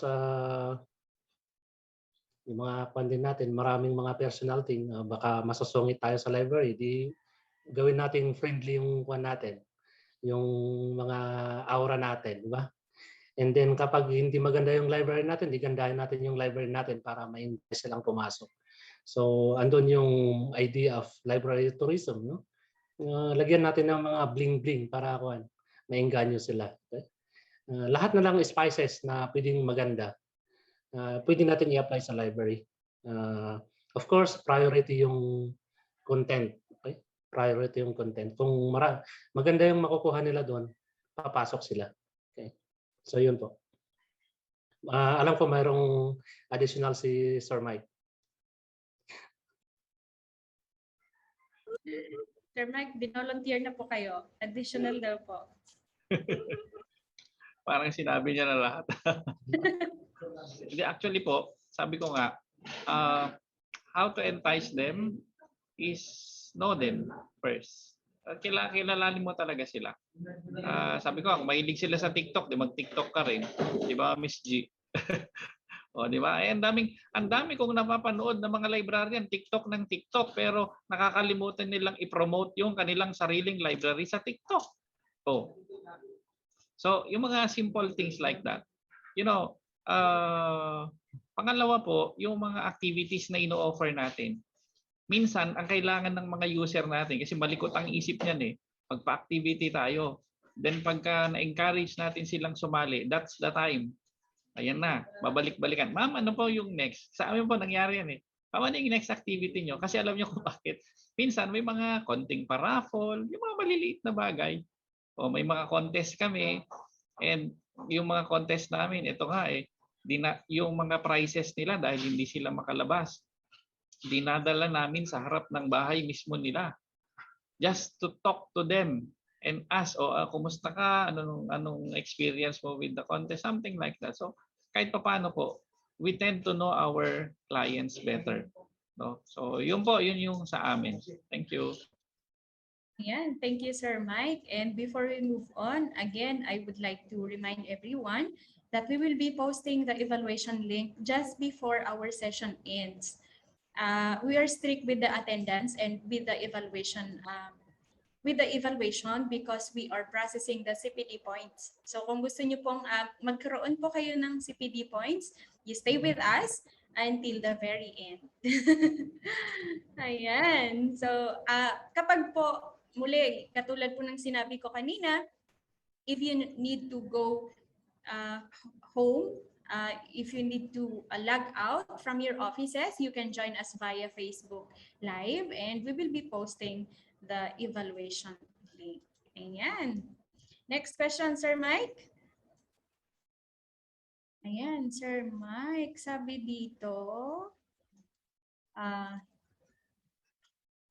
is your library services extended to other researchers, not a resident of the community? How can they utilize your resources for their research needs? I think na banggit nyo na po ito kanina, sir. This is from Shileto D.R. Santos. Oh, kami po open nga, sabi ko nga po, you can visit our Facebook page. In fact, we are now trying to create a platform talaga, a website para doon na, aside from the Facebook page, ano na rin, okay na rin po yun. And aside from that, yung po kasing, for example, yung aming teleradyo where we discuss our services po sa aming public library, it has around 600,000 followers. So napakalaki ng reach, no? Ang kagandahan po nito, doon sa mga nakakarinig sa amin, they can even ask us. In fact, may mga, yun nga po, dahil doon, may mga nagtatanong din outside of the province and we share kung meron po kami o wala. And then we have naman po kung historical data yung kakailanganin, meron din po kaming museum. No, yung Cagayan Museum, nandun po sa kanila yung mga archives kasi. So most probably ini-endorse namin sa kanila. So we help one another. And yung iba, ang ginagawa po namin because we plan nga na to organize yung Cagayan Library Consortium. Di ba, may nagtatanong po, may libro po ba kayong ganito, ganyan. So pinopost po namin sa group chat ng consortium and then yung mga librarians mismo within the province ang nagsasabi, oh meron kami dyan, o pakisend mo na lang sa ganyan, ganun. Tulungan po talaga. Hindi tayo pwedeng maging madamot sa panahon ngayon. Otherwise, walang tutulong sa atin pag nangailangan po tayo. Yun lang ma'am. Thank you. Ayan, thank you so much, Sir Michael. So, totoo nga po, kailangan ang pagtutulungan. Hindi tayo makakapagtrabaho na tayo-tayo lang. Okay, and to any speaker po, kahit sino po ang pwedeng sumagot sa inyo, is there a possibility for the Philippines to be included among countries with overdrive or LIBI support to that proper e-books, so that proper e-books can be borrowed by library clients? This is from Elvin Ventosilio.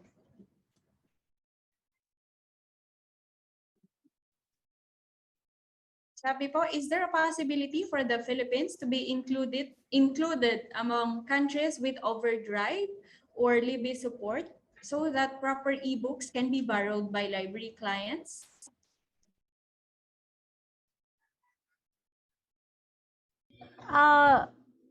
Irene, is the question, okay, is it referring to Overdrive, the platform? I think so, ma'am. The entire Philippines, yun ba yung gustong malaman? Sir Elvin, I think so, ma'am. Kasi sabi niya for the Philippines. Okay. Inisip ko kasi ano yung concern? Is it yung mga nagkalat na e-books na pirated, yun ba yung gusto nating solusyonan? O yung access sa e-books na maayos? Ba, pareho din yun. Okay, we have a national library kasi to begin with, no? And I think our national library can do that. Correct me if I'm wrong, Sir Micah, but sa public library tsaka sa level ng National Library of the Philippines, this can be facilitated. Sila yung pwedeng magbukas ng mga information gateways so that people can have access to e-books that are that respects the copyright and that there's a fair exchange of information, no? That's one. Kasi yun ang role ng libraries in general. But in our case, in the Philippines, I think hindi natin pwedeng igaya ang Singapore sa experience natin. If you are looking at that model, no, na ang Singapore, let's say, yung National Library nila, meron ng subscription sa mga e-books, and then naka-channel na lahat sa mga library sa iba't ibang public libraries all over Singapore, no. Number one, maliit ang Singapore. Ang Pilipinas malaki. We have 1,500 functioning public libraries, and these are operated by LGUs, not just the National Library of the Philippines alone. So, ang pwede natin gawin micro. Let's say, like Cagayan, kung makakapag-provide ang Cagayan Provincial Library ng access to e-books, why not? Diba? And then connect that with another library or connect it with the school library so that it's also accessible. So, yun yung nakikita ko na short term. Pero syempre, ideal na lahat ng ating e-books ay accessible ng isang centralized agency. No? Gusto ko rin idagdag na while that is ideal and that I think limits the difficulty of accessing information and e-books for this matter, tingnan din natin yung konsepto ng teknolohiya na we have mobile devices and we cannot really control people or agency. But what we can do, I think, is to begin an education program on how we can help our users become aware of digital citizenship. How can they be smart at accessing information? How do they know that it's fake news, it's misinformation that can kill them already, no? Lalo na ngayon, may pandemya. Ano bang totoo sa mga vaccine? Ano bang balita sa fourth wave ng coronavirus? Meron bang ganyan? Magkakatotoo ba yan, no? I think dun din tayo papunta. And in my presentation in the PLAI, isa yan dun sa role ng school librarians na nagbago. Taga-provide tayo ng information, we connect to different community services, we have our networking, no, in place na, we have our consortium, etc. But it is important that we as school librarians, talking about my sector, I don't know if there's truth to the other sectors, ayoko naman pong mag-assume. We have to assume a teaching role. We need to facilitate skills, media and information literacy skills, research skills, critical thinking skills. And while our libraries can have standalone programs for that, it is still very much important to collaborate with our stakeholders, our parents, our families, no, our teachers in the learning community. So we can look at it that way. The ideal that there's one big national library who can provide e-books, no, centralized, parang Singapore. And we can also look at the little clusters of information centers that are capable to do that but are networked. Parang luya, parang rhizome, di ba, na merong node and then nanganganak siya. May iba siyang mga branches. At yung isa pang model, we have to teach. We have to facilitate. There's public pedagogy that we need to do. Kasama tayo dun sa tinatawag na public pedagogy. Hindi lang museums, hindi lang archives, hindi lang social media network and organization. So the challenge is really big. And it's very promising. It's exciting. So let's stay healthy. Okay, so let's stay healthy daw. Any other inputs? Tingin ko, it would be ideal, no? Kung pwede yun, na merong isang overdrive na platform where you can have all the books that you need. But that would be a problem for publishers, no? At saka violation ng copyright, di ba? So we can share on a limited basis. Sa Bangko Sentral, we have 21 online subscriptions and thousands of e-books. But we cannot share the entire book. Ang pwede mong i-share lang, chapter lang. So, kung fully electronic, kung electronic siya, you can share a chapter, no? Sa mga ka-network, sa smaller networks. Pero yung isang siguro matagal pa tayong makarating doon, saka that would be very, very expensive. And a country like us, we have other priorities siguro. Pero it's ideal, it is good, no? Pero parang matagal pa nating ma-achieve siguro yun. Ayan. Thank you so much, Ma'am Nelia and Ma'am Zarah. So, hindi po natin sasagutin lahat ng mga questions. And if you have questions or concerns about the different services that are being offered by our different resource speakers, you can contact them directly and ask for clarifications or more details on how you can be able to avail of their services. Okay po? Ayan. So with all the advocacies shared, makikita po natin na libraries from all types can stay relevant. Let me borrow Ma'am Zay's words. We can stay relevant in all seasons. May it be winter, spring, summer, or fall. It is very much possible to find ways on how to deliver our service the best possible way. We just need to arm ourselves with relevant resources, relevant tools, relevant skills, and relevant technologies to use. Ayan. So, thank you so much po sa ating mga resource speakers. At this point, may I call on Ma'am Linder Maglake to present the certificates of our resource speakers. So again, thank you very much po sa lahat ng ating mga speakers for today. Maraming salamat po for a very enlightening and insightful presentations on how our different types of libraries stay relevant in the midst of the pandemic. So we really learned a lot from your sharing. Ang dami po naming natutunan, mga moms and sirs. And also congratulations po on your advocacies. And please continue to inspire our fellow librarians. Nakaka-inspire po kayong lahat. Saludo po kami sa inyo. And with that, next slide, please. On behalf of the Department of Science and Technology, Information Institute, we would like to present this Certificate of Appreciation to Ms. Zarah C. Gagatiga, for sharing her knowledge and insights as a resource speaker for the topic titled School Library Advocacies Staying Relevant in the Midst of Pandemic. Next slide, please. And to Mr. Lauren B. Kipaan for sharing his knowledge and insights as a resource speaker for the topic titled Academic Library Advocacies.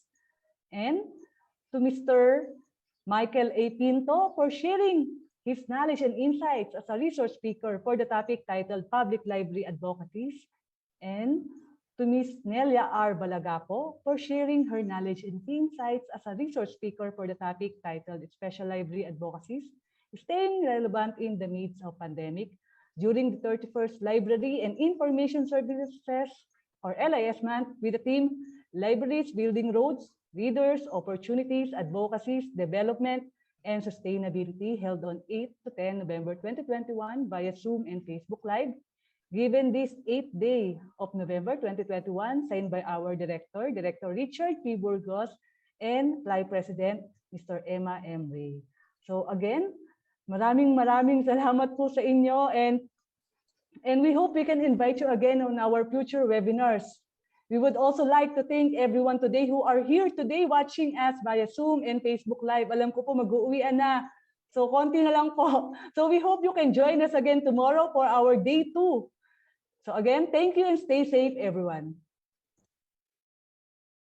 Ayan. So once again, thank you so much to our resource speakers. So mula sa ating mga audience, ang gagaling niyo daw po. Ayan. Thank you daw po for the very informative, inspiring, and motivating sharings. Ayan. So marami po kaming natutunan sa araw na ito mula sa mga presentations po ninyo. At nagpapasalamat po kami sa ating mga sign language interpreters na Miss Rosalie, and we have here Miss Ember. Ayan. And may I request all the panelists to please open your cam for a short photo op.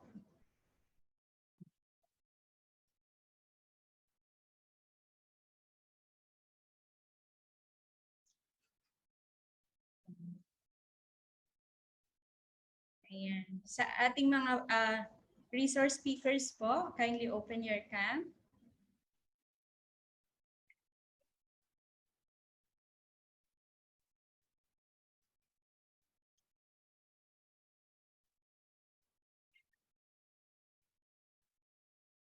Ayan. So, bahala na po ang ating tech team.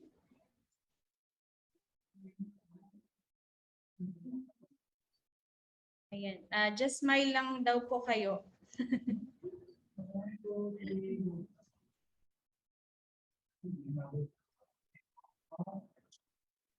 Okay.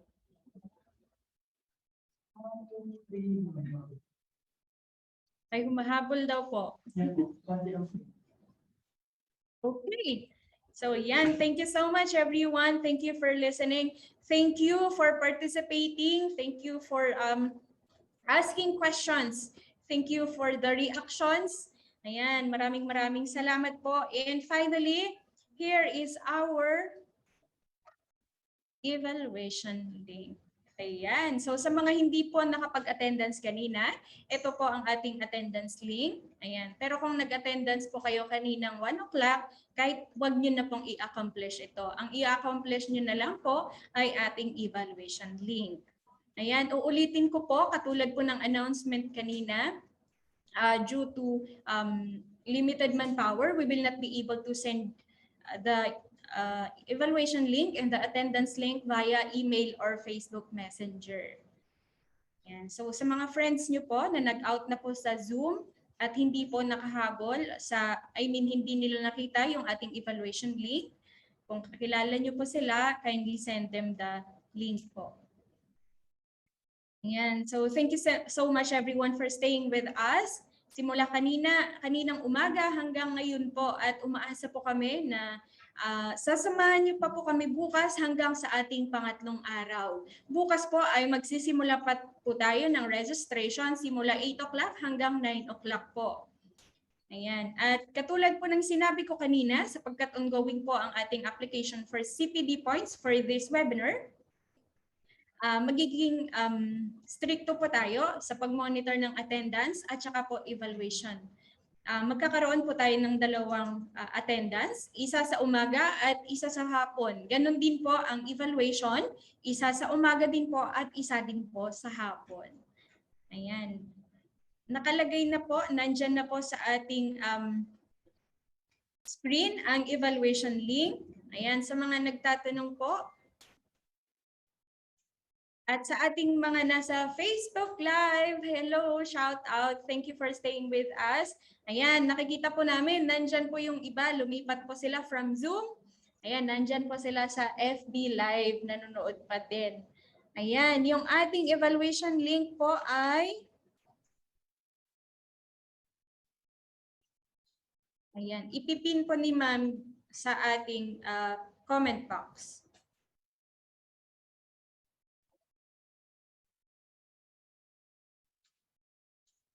Ayan. Sa mga nagtatanong po muli ng attendance po, yung attendance link naka-flash po sa screen and evaluation link. Yung kaninang umaga po, wala po tayong evaluation link. Attendance lang po ang meron tayo kaninang umaga.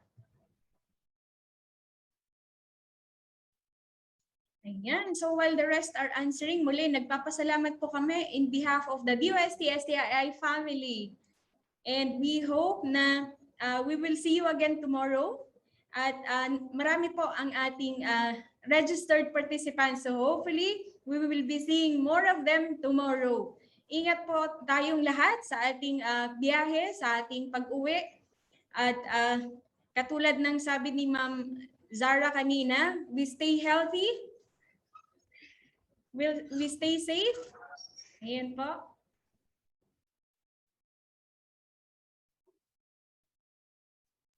And stay in love. Ayan, tinuloy ni Sir Michael, stay in love. Ayan, because love makes the world go round. Hindi money makes the world go round, no? Love makes the world go round. Ayan, maraming salamat po muli sa ating mga resource speakers. Thank you so much po. Ayan, sa lahat ng mga nanood simula kaninang umaga hanggang ngayon, maraming salamat po. At sa lahat ng mag-i-stay sa atin hanggang sa pangatlong araw, maraming salamat po. Ako po muli si Irene Alice Brillo, ang inyong moderator for today. God bless everyone.